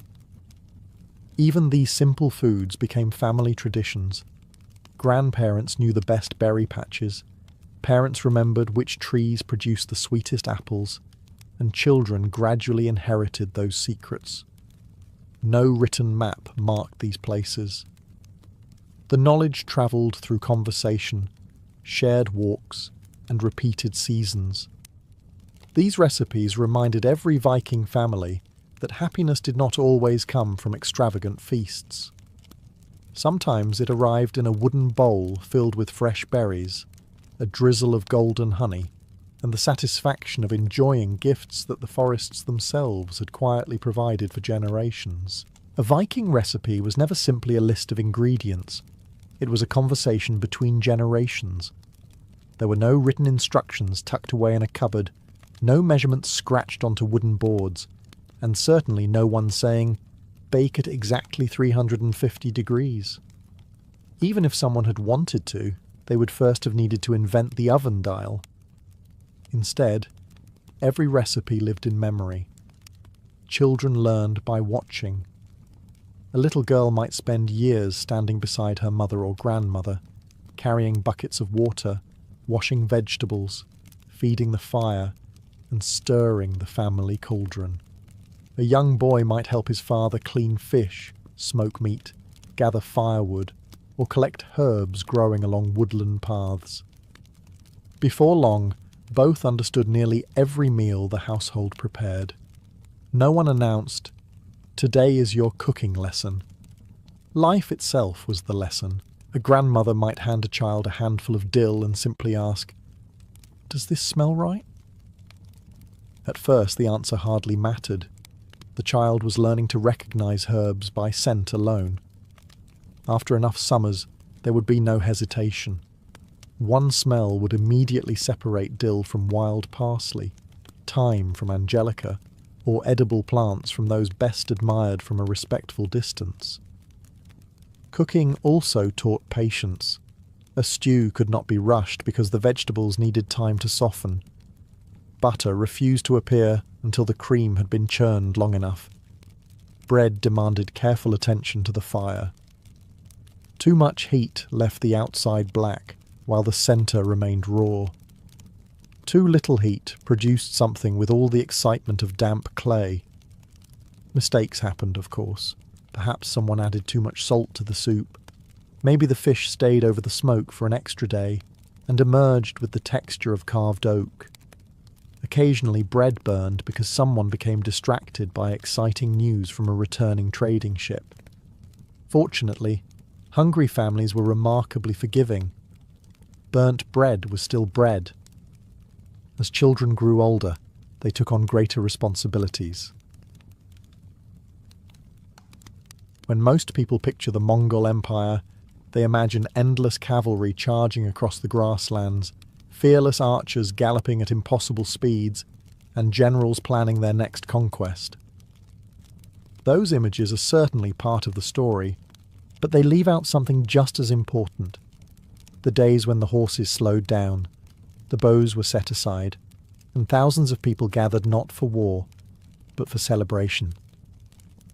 These festivals were the glue that held together one of the largest empires in history. The Mongol Empire eventually stretched from the shores of the Pacific Ocean to the plains of Eastern Europe, covering thousands of miles. Messages could take weeks to travel between distant regions. Entire clans might spend months living apart while following their herds across the steppe. Without regular opportunities to gather, people could easily begin to think of themselves as separate communities instead of members of one greater nation. And that was where festivals came in. Throughout the year, especially during the warmer months, families packed up their felt-covered jers, loaded wagons with supplies, and travelled across the open grasslands toward agreed meeting places. From miles away, they could already see hundreds, then thousands, of white tents appearing on the horizon like a city that had grown overnight. For many people, this was the happiest time of the entire year. Children reunited with cousins they had not seen since the previous summer. Old friends embraced after months spent grazing animals in different regions. Merchants arrived with goods from distant lands, bringing silk from China, fine cloth from Central Asia, jewellery from Persia, and stories from places most listeners would never visit. Even rivals looked forward to these gatherings. Friendly competition replaced open conflict. Wrestling matches settled questions of strength without spilling blood. Horse races allowed young riders to earn respect. Archery contests demonstrated skill that might one day prove valuable in battle, but for now the only prize was honour and enthusiastic applause from the crowd. The atmosphere was surprisingly cheerful. Music drifted across the camps from morning until night. Fires burned outside nearly every ger as families prepared generous meals for visitors. Hospitality became almost sacred. A stranger arriving at the festival could often expect a warm bowl of food and a drink before anyone even asked his name. There was another reason these festivals mattered so deeply. They reminded every clan that they belonged to something much larger than themselves. Whether they came from the forests of Siberia, the deserts near the Gobi, or the rich grazing lands of Mongolia, they all shared the same traditions, the same respect for the steppe, and the same sense of identity. For the Mongols, a festival was never just a celebration. It was a yearly renewal of family, friendship, loyalty, and unity, strong enough to help bind together an empire unlike any the world had ever seen. As the festival drew closer, the Mongolian steppe slowly came alive. For weeks beforehand, families prepared for the journey. Leather saddlebags were repaired, wagons inspected, horses chosen, and food carefully packed. Women wrapped wheels of dried cheese, filled leather bags with fermented mare's milk, and loaded sacks of dried meat that could last the entire trip. Children, meanwhile, counted the days with growing excitement, knowing they would soon see relatives and friends they had not met since the previous gathering. For many, the journey itself became part of the celebration. Across the grasslands, long caravans began moving toward the same destination. Herds of sheep and goats drifted alongside ox-drawn carts carrying the felt walls and wooden frames of jers. Riders appeared on distant hills, sometimes travelling alone, sometimes in groups of dozens. From sunrise until dusk, the open plains filled with movement. Yet there was remarkably little confusion. Every clan knew roughly where to meet because these gathering places had often been used for generations. Then, almost overnight, an empty valley transformed into a bustling town. Hundreds, sometimes thousands, of white jers covered the landscape in carefully arranged circles. Smoke curled from countless chimneys. Horses grazed nearby under the watchful eyes of children, and the sounds of conversation echoed across the open fields. To someone arriving for the first time, it must have seemed impossible that so many people could appear in such a remote place with almost no permanent buildings. Yet the Mongols were masters of creating cities that could disappear just as quickly as they had appeared. The first day was often filled with greetings. Families embraced after months apart, exchanging news of births, marriages, successful hunts, harsh winters, and healthy foals. Grandparents finally met grandchildren born since the previous festival. Young cousins immediately disappeared together, racing across the grass before the adults had even finished talking. Merchants also found eager customers. Traders from China unpacked bolts of fine silk, while Muslim merchants displayed colourful fabrics, spices, metal tools, and beautifully crafted jewellery.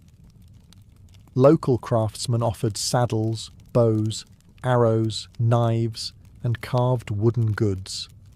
The festival became one of the greatest marketplaces in the empire, where goods travelled almost as freely as stories. Politics quietly blended into celebration as well. Clan leaders renewed friendships, settled disagreements, discussed grazing rights, and strengthened alliances over shared meals rather than battlefields. A conversation begun beside a cooking fire could prevent a conflict months later. As evening arrived, fires illuminated the sea of white tents. Music drifted through the cool air, while the smell of roasting meat spread across the camp. Laughter travelled farther than any messenger, reminding everyone why these journeys mattered. For a few precious days, the vast distances of the Mongol Empire seemed to disappear.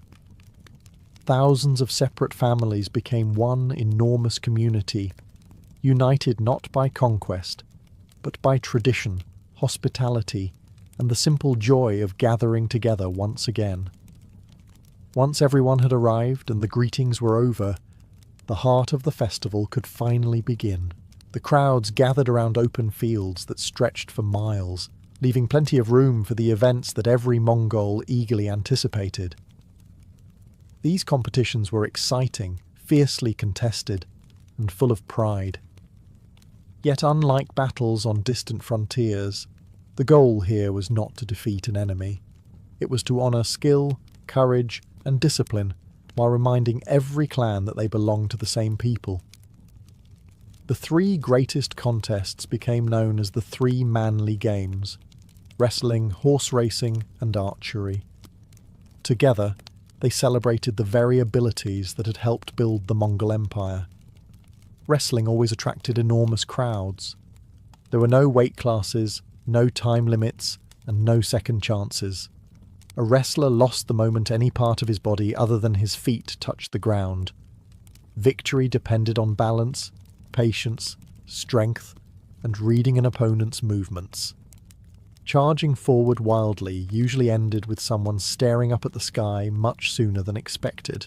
The wrestlers entered the field wearing open-fronted jackets, tight shorts, boots, and colourful hats representing their home regions. Before each match, they performed the famous eagle dance, spreading their arms like great birds soaring across the endless steppe. It was both a display of confidence and a sign of respect for tradition. Then came the horse races. Unlike modern racetracks, Mongol races covered extraordinary distances. Depending on the horses' ages, races could stretch from 10 to nearly 20 miles across open grasslands. There were no carefully prepared lanes or fences. Riders simply followed the landscape itself. Perhaps the greatest surprise for modern audiences would be the jockeys. Most were children. Boys and girls as young as 5 or 6 often rode these races because their lighter weight allowed the horses to run faster.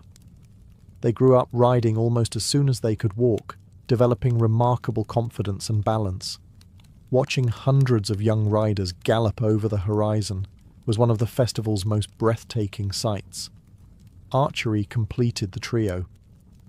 Competitors aimed at rows of small leather or woven targets placed at impressive distances. Accuracy mattered far more than speed. Every successful shot drew cheers from spectators, while experienced archers earned admiration that reached far beyond their own clans. Winning brought prestige, but the competitions were about more than individual glory. A skilled wrestler reflected honor upon his entire family. A victorious horse made its breeder proud. An exceptional archer inspired younger generations to practice harder. Success belonged not only to the champion, but to the entire community that had raised and supported them. When the contests ended, there were no conquered enemies or defeated armies. There were only stories to tell around the evening fires, new heroes to admire, and friendships strengthened through honest competition. The Mongols understood something many empires never learned. Sometimes the strongest bonds between people were forged not in war, but on a field where everyone played by the same rules.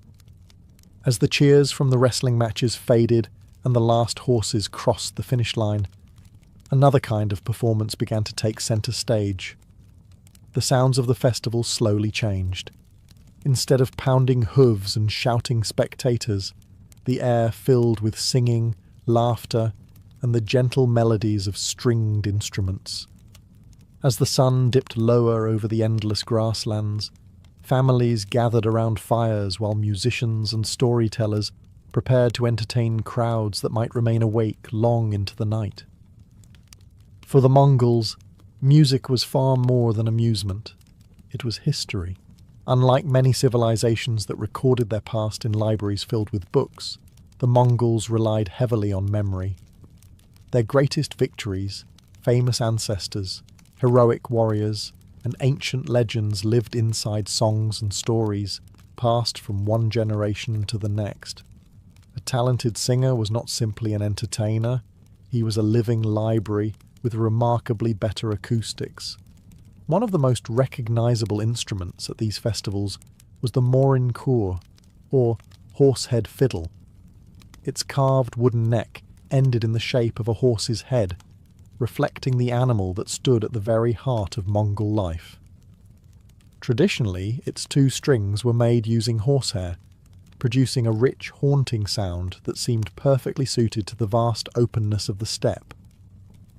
Even today, hearing its slow melodies while looking across the Mongolian plains feels strangely timeless. Storytellers often accompanied the music with epic tales that could last for hours. They recounted the deeds of legendary heroes, clever hunters, loyal companions, and wise khans. Many stories taught important lessons about courage, generosity, honesty, or respect for one's family. Children listened with wide eyes, while older listeners silently mouthed familiar lines they had heard since childhood. Some performers practiced throat singing, a remarkable technique that allowed one singer to produce multiple notes at the same time.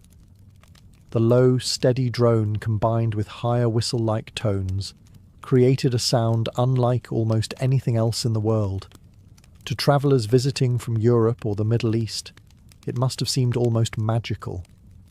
To the Mongols, it simply sounded like home. Music also encouraged participation rather than quiet observation. Families clapped along with rhythms, joined familiar choruses, and occasionally stood to dance. Young people met one another during these gatherings. Friendships deepened, and future marriages often began with nothing more dramatic than two people sharing a song beside the evening fire. As darkness settled across the sea of white jers, the music continued drifting through the camp, carried by the cool night breeze. Long after the competitions had ended, these songs reminded everyone that the Mongol Empire was held together not only by powerful armies and skilled horsemen, but also by shared stories, familiar melodies, and traditions that every family recognized, no matter how far they had traveled to reach the festival. After a full day of racing horses, testing strength, and listening to music, one event remained that everyone anticipated with equal enthusiasm: the feast. As evening settled across the steppe, hundreds of cooking fires flickered into life. Thin columns of smoke rose into the sky while the smell of roasting meat drifted across the camp. You did not need an invitation to know where dinner was being prepared. Your nose would happily solve that mystery long before your eyes did. Hospitality was one of the greatest virtues in Mongol society. A guest was treated with enormous respect, whether he was a neighbouring herdsman, a distant relative, a travelling merchant, or even a foreign ambassador. Refusing to offer food would have reflected poorly on the host, while accepting the meal created a bond of trust between both parties. Around these festival tables, friendships often grew stronger than treaties. The centrepiece of nearly every feast was mutton. Sheep thrived on the grasslands, making them one of the empire's most valuable animals. Large cuts of meat were boiled in enormous iron cauldrons until they became tender enough to pull apart with little effort. Unlike many modern recipes, Mongol cooking relied on the natural flavour of the meat rather than heavy seasoning. Salt was used when available, but spices remained relatively rare across the steppe. Horse meat also appeared on special occasions, particularly during important celebrations. To outsiders, this sometimes seemed surprising, but the Mongols viewed horses with both deep affection and practical understanding. A trusted riding horse was rarely eaten, yet older animals or those raised specifically for food became part of ceremonial meals that honoured the importance of the herd itself. Alongside the meat came dairy products that every Mongol family recognised immediately. Fresh cheeses, dried curds known as arul, thick clotted cream, butter, and bowls of yogurt-like fermented milk covered low tables or woven mats spread across the ground. These foods had sustained nomadic families for generations and remained staples even during grand celebrations. No festival feast would have been complete without airag fermented mare's milk. Served in wooden bowls, it carried a slightly sour taste that often surprised foreign visitors. Some loved it immediately. Others politely smiled while silently wondering whether the horse had somehow become involved by accident. The Mongols, meanwhile, drank it with obvious enjoyment, offering bowl after bowl to honoured guests. Meals followed careful customs. The eldest guests were served first, and choice pieces of meat often went to respected elders or distinguished visitors. Younger family members watched closely, learning not only how food was prepared, but how generosity and respect were demonstrated through sharing it. As darkness spread across the festival grounds, conversation flowed as freely as the food. Stories of distant journeys mixed with laughter. Merchants discussed new trade routes. Children chased one another between the glowing jers, and strangers slowly became friends. These feasts did far more than satisfy hunger. They reminded every person gathered on the steppe that no matter how vast the empire became, it was still built upon the simple tradition of welcoming others, sharing what you had, and leaving no guest with an empty bowl. Not every contest at a Mongol festival was designed to create champions. Some existed for a much simpler reason. They made people laugh. After the great horse races, wrestling matches, and archery competitions had ended, the festival took on a more relaxed atmosphere. Families wandered between camps, children disappeared into groups of new friends, and smaller games sprang up wherever there was an open patch of grass. These activities may not have earned songs from travelling bards, but they played an equally important role in bringing people together. The youngest members of the community rarely stood on the sidelines. Children organised foot races across the steppe, practised riding ponies under the watchful eyes of parents, and held friendly archery contests using smaller bows made especially for them. By turning important skills into games, Mongol children learned almost without realising it. One day they were laughing during a race. A few years later, those same abilities helped them manage herds, or ride across the empire with astonishing confidence. One of the most beloved traditional games involved ankle bones from sheep. Known today as shagai, the game used polished bones that landed in different positions, each representing an animal such as a horse, sheep, goat, or camel. Depending on the rules being played, competitors flicked the bones across the ground, aimed at specific targets, or relied on luck and careful strategy. The game was wonderfully portable. A handful of ankle bones fit easily into a small pouch, allowing children and adults to carry them almost anywhere. Around the evening fires, entire families might spend hours playing together, laughing over unexpected victories and spectacularly poor attempts at accuracy. It was proof that entertainment did not require elaborate equipment, just imagination and a steady hand. Strength contests were equally popular. Young men challenged one another to lift heavy stones, while others tested their endurance through riding demonstrations or displays of horsemanship.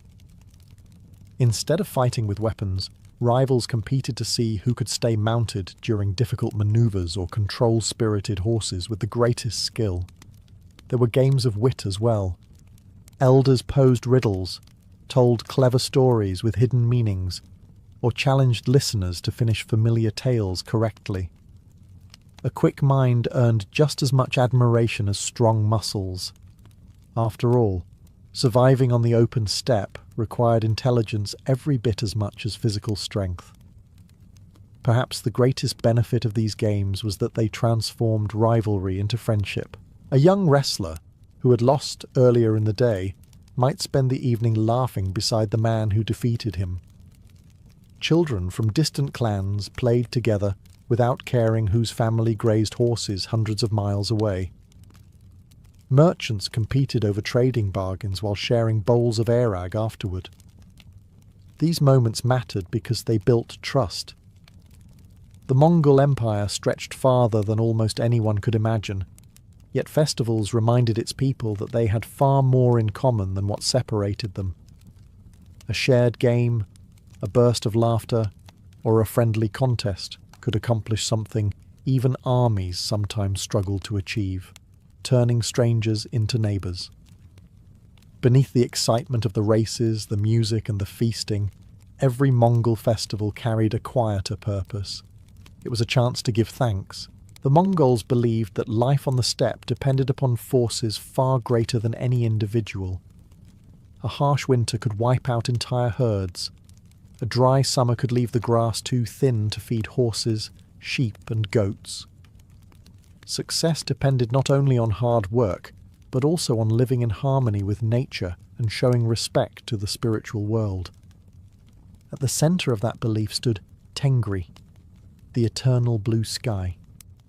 Unlike many civilizations that worshipped inside grand temples or towering stone buildings, the Mongols found their sacred places in the open landscape itself. The endless sky above them was their greatest reminder of Tengri's presence.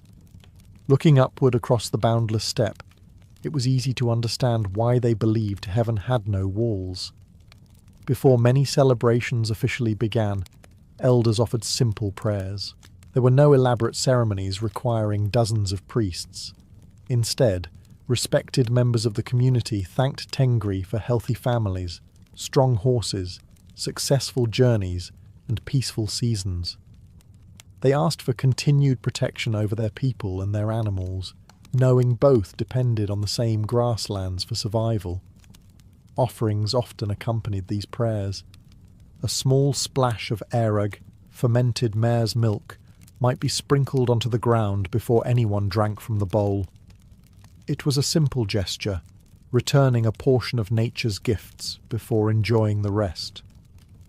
To modern eyes it may seem symbolic, but to the Mongols it reflected genuine gratitude rather than empty ritual.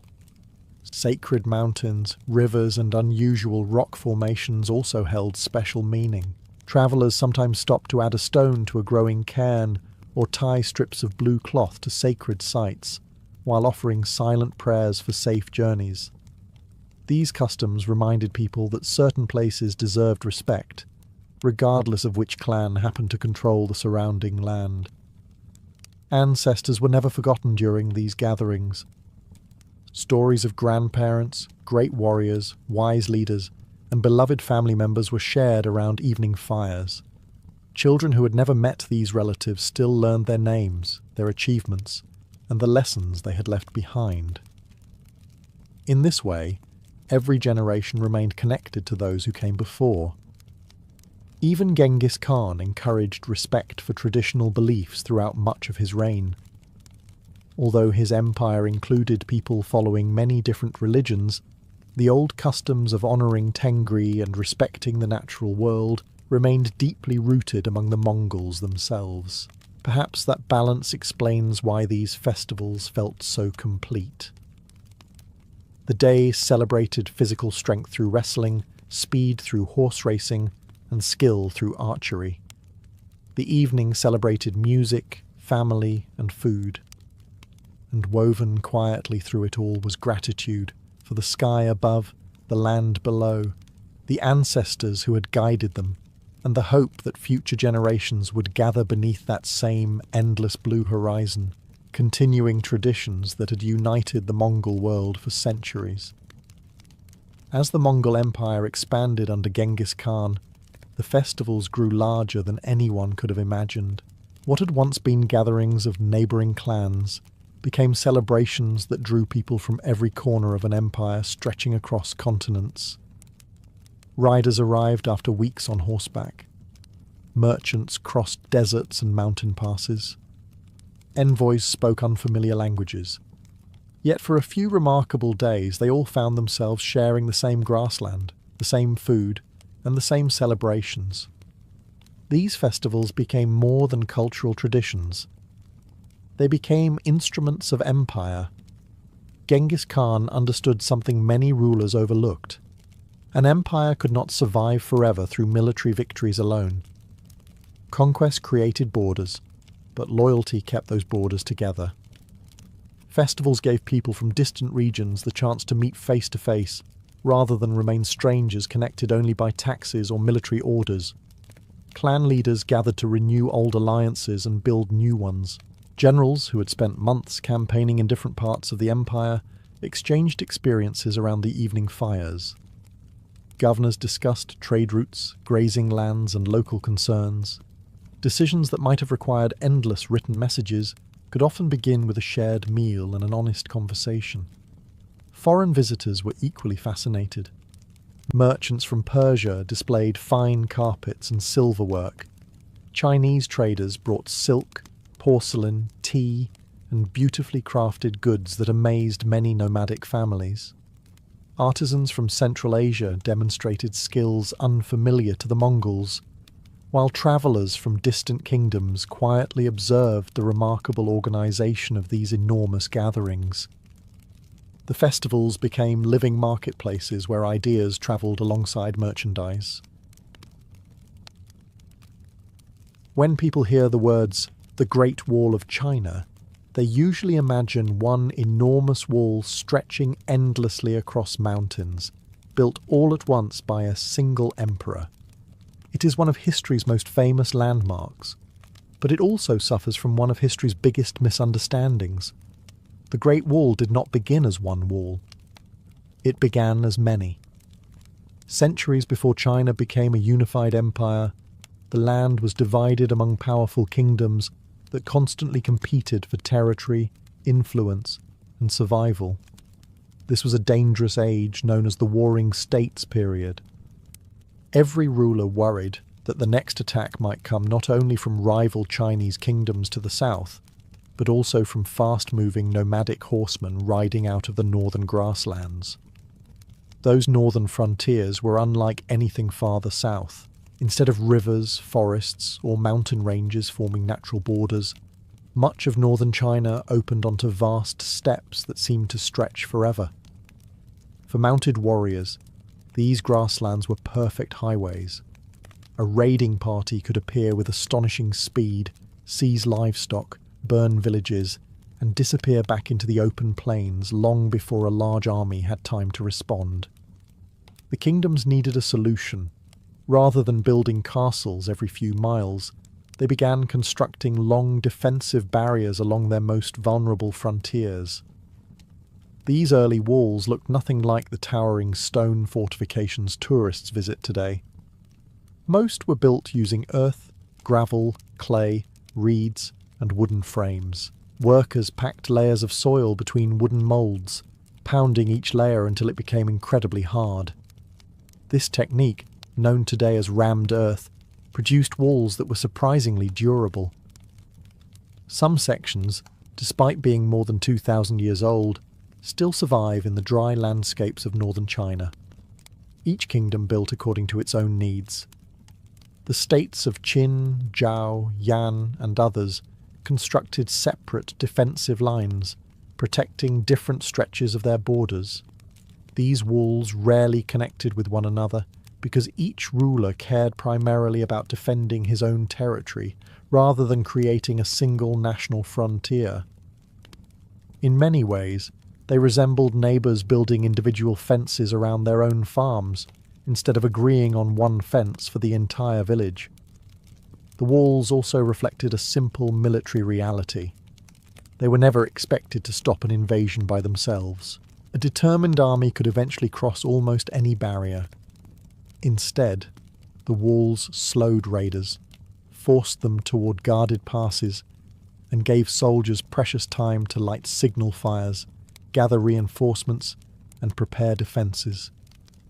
Sometimes, the greatest value of a wall was not keeping enemies out, but making sure everyone knew they were coming. Long before the famous Great Wall took shape, these scattered fortifications were already protecting northern China. They formed the foundation of one of the greatest engineering projects in human history, proving that the world's most famous wall did not begin with an empire. It began with frightened kingdoms determined to survive. The scattered frontier walls built by rival kingdoms served their purpose for generations. Then everything changed. In the late 3rd century before Christ, one kingdom accomplished what had seemed impossible. The western state of Qin defeated every one of its rivals, ending centuries of warfare and creating China's first unified empire. Its ruler, Qin Shi Huang, declared himself the first emperor, determined to bind the newly conquered lands into a single nation. Unifying China, however, created an entirely new problem. The old walls no longer separated competing kingdoms.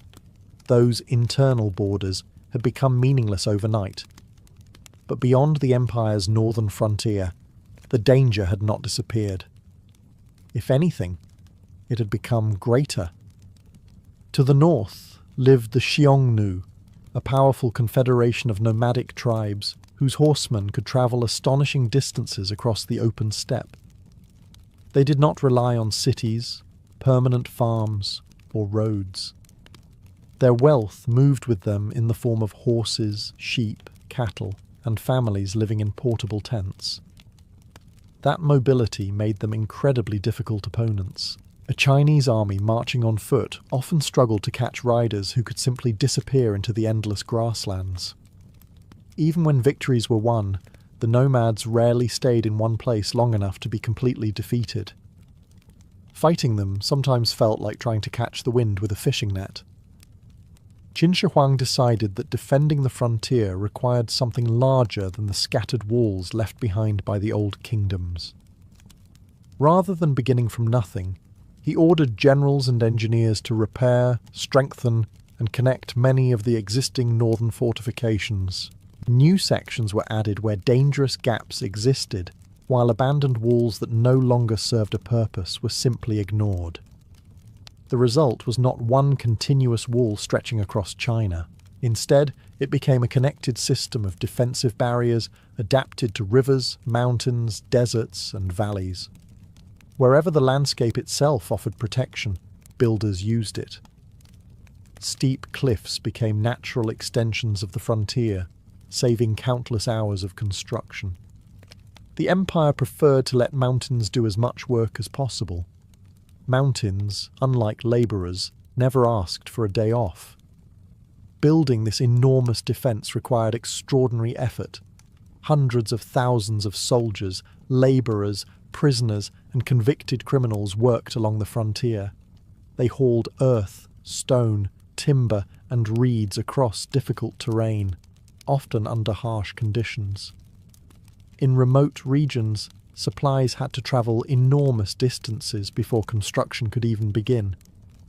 A single basket of food reaching a worker might have passed through dozens of hands. The work was exhausting, dangerous, and often deadly. Yet the emperor viewed the project as essential. The frontier could no longer consist of isolated kingdoms protecting themselves. It now represented the northern edge of a single empire, and every section of wall symbolized that new unity. For Qin Shi Huang, the wall was never simply a construction project. It was a declaration that China had become one nation and that its northern frontier would be defended as one as well. Once the frontier wall began taking shape, another challenge quickly became obvious. A wall without people is simply a very long pile of earth. Someone had to patrol it, repair it, defend it, and survive on one of the most isolated frontiers in the ancient world. That responsibility fell to thousands of soldiers, engineers, farmers, officials, and their families, who spent years living where China's farmland met the endless northern steppe. Life there was rarely easy. Most frontier forts stood far from major cities. The nearest market might be several days away. Winters were bitterly cold, with winds sweeping unhindered across the grasslands. Summers could be dry and dusty, covering everything, from armour to cooking pots, in a fine layer of dirt. After enough weeks, even the bread probably developed opinions about the weather. The soldiers stationed along the wall followed demanding routines. At dawn, they inspected the surrounding countryside, looking for fresh hoofprints, distant dust clouds, or smoke that might signal approaching riders. Throughout the day, they repaired damaged sections of the wall, maintained gates, practiced archery, and cared for their horses.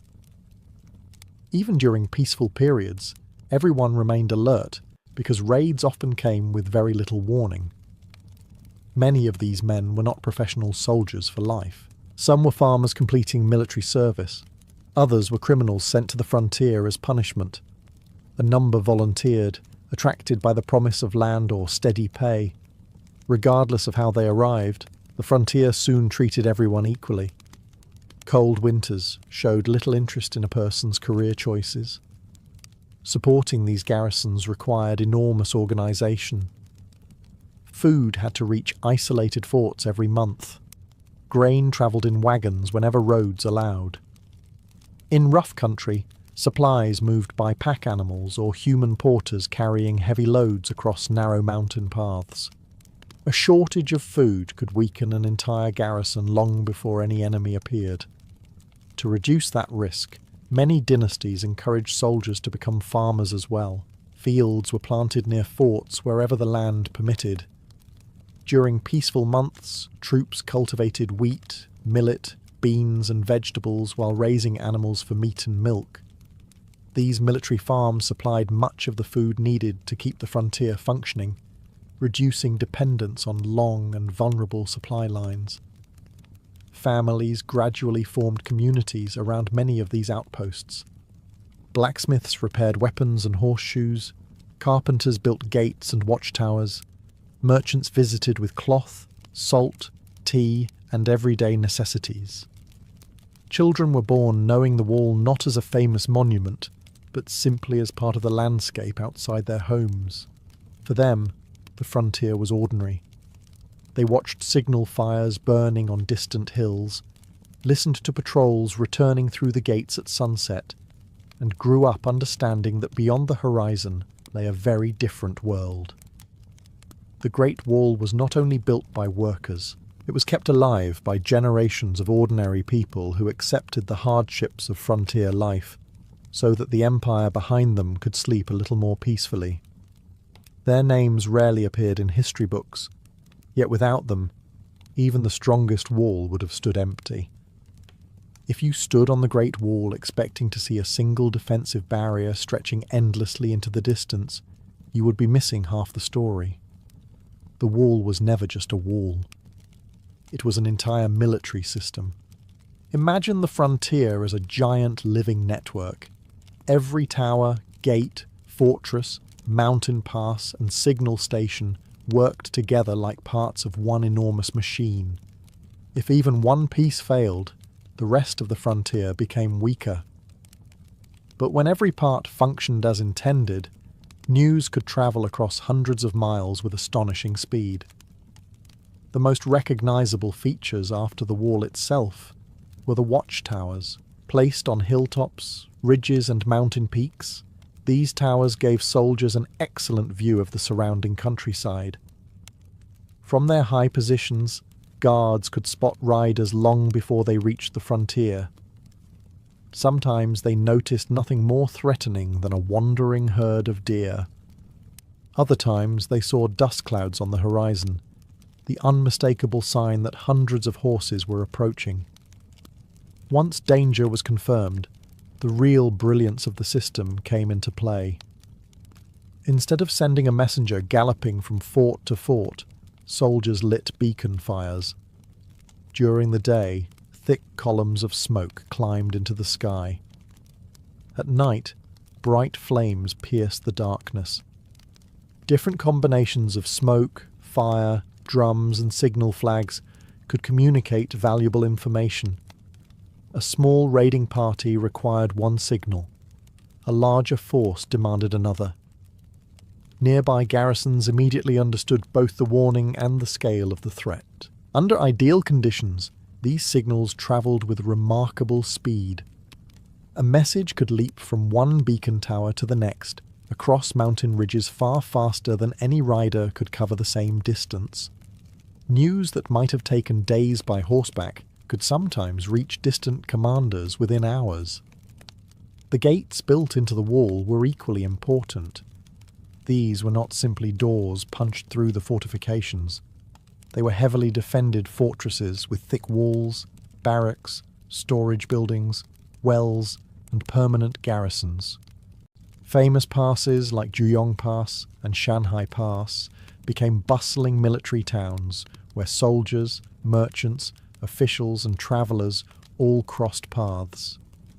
Trade often flowed through these gates during peaceful times. Caravans carrying silk, tea, iron tools, horses, and countless other goods entered and left under careful supervision. The wall was designed to regulate movement as much as to stop it. The empire wanted to know who was entering, who was leaving, and what they were carrying. Roads connected these frontier outposts, allowing troops and supplies to move quickly wherever danger appeared. Granaries stored food, armories held spare weapons, and wells ensured that isolated forts could survive long periods without outside help. The genius of the Great Wall was never found in its height alone. Its true strength came from communication, preparation, and coordination. Every tower, every beacon, every guarded pass served a single purpose, ensuring that no threat could arrive unnoticed. In a world where a few hours could decide the fate of entire provinces, that warning system was often more valuable than the wall itself. The frontier defences built under Qin Shi Huang were impressive, but they did not solve China's northern problem forever. When the Qin dynasty collapsed only a few years after the first emperor's death, the wall remained, but the empire itself fell into chaos. A new dynasty eventually emerged from the turmoil, the Han, and its rulers inherited not only a vast kingdom, but also the difficult question every emperor would face. How do you defend a frontier that stretches for thousands of miles? At first, the Han emperors tried diplomacy. The Xiongnu Confederation remained powerful, and after several costly military defeats, early Han rulers accepted a policy known today as Heqin. Chinese princesses were married into Xiongnu ruling families, valuable gifts were exchanged, and annual shipments of silk, grain, and other luxury goods crossed the frontier in hopes of maintaining peace. It was an expensive arrangement. Some officials argued that these agreements simply encouraged further demands. Others believed buying peace was far less costly than fighting endless wars across the steppe. Neither side was entirely wrong. Eventually, the balance shifted. Under Emperor Wu of Han, the empire grew stronger, wealthier, and far more confident. Instead of relying mainly on diplomacy, the Han launched a series of major military campaigns deep into Xiongnu territory. Chinese cavalry rode farther north than ever before, challenging the nomads on their own grasslands instead of waiting behind defensive walls. The Great Wall did not become less important. In fact, it became part of a much larger frontier strategy. The Han repaired damaged sections, strengthened key fortifications, and constructed new defensive lines where necessary. But they also built military colonies beyond the wall itself. Soldiers settled with their families, cultivated farmland, raised livestock, and established permanent communities in regions that had once been dangerous borderlands. The frontier slowly moved outward. One of the Han dynasty's greatest achievements was securing the trade routes that later became known as the Silk Road. Merchants carrying silk, jade, spices, glassware, precious metals, and exotic animals now travelled through narrow corridors protected by forts and garrisons. Every caravan reaching Central Asia represented not only commercial success, but also the growing influence of the Han Empire. Beacon towers multiplied across deserts and mountain passes. Some stood in places so remote that their garrisons lived hundreds of miles from major cities. Archaeologists have discovered wooden documents, military orders, letters, and supply records preserved by the dry desert climate, offering remarkable glimpses into the daily lives of frontier soldiers who guarded these lonely outposts nearly 2,000 years ago. The Han emperors understood something the Qin had begun to realize. A wall alone could never defend an empire. It needed soldiers, settlements, diplomacy, trade, intelligence, and the willingness to adapt to changing threats. The Great Wall remained the backbone of the northern frontier, but under the Han, it became only one part of a far more sophisticated system, one that protected not just China's borders, but also the growing network of trade and culture connecting East and West. If the Great Wall was so long, so heavily guarded, and so carefully maintained, a simple question naturally follows. Why did nomadic armies keep appearing inside China? The answer is surprisingly straightforward. The wall was defending against opponents unlike any settled empire had faced before. To the north lived societies that built their entire way of life around mobility. The Xiongnu, followed centuries later by groups such as the Xianbei, Khitans, Jurchens, and eventually the Mongols, did not depend on permanent cities surrounded by farmland. Their homes could be packed onto wagons in a matter of hours. Their wealth grazed on four legs. Their roads were the open grasslands. Trying to predict where they would strike next was incredibly difficult. The Chinese army often moved with supply wagons, engineers, cooks, blacksmiths, and thousands of infantry. It advanced steadily, but rarely quickly. A nomadic raiding force was completely different. Mounted almost entirely on horseback, riders carried what they needed with them. Many warriors brought several horses, changing mounts during long journeys to keep their animals fresh. While one horse rested, another continued the ride.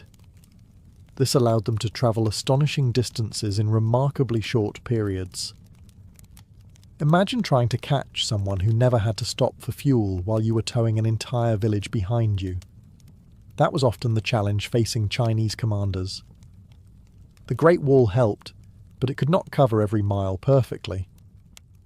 Mountains, deserts, deep valleys, and rivers created gaps that were difficult to patrol constantly. Some sections deteriorated during periods of political instability. Others were simply too remote to station large numbers of troops year-round.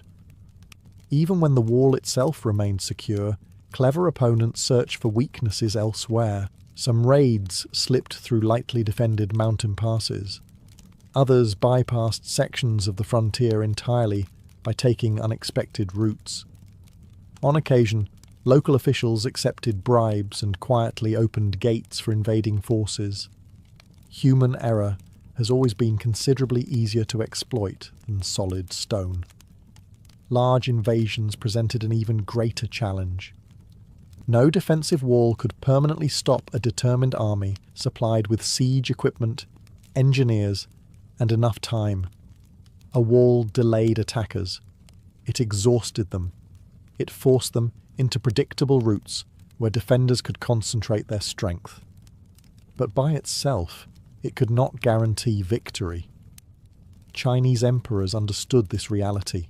That is why they invested not only in walls, but also in cavalry units capable of pursuing nomadic forces across the steppe. Diplomats negotiated alliances with rival tribes.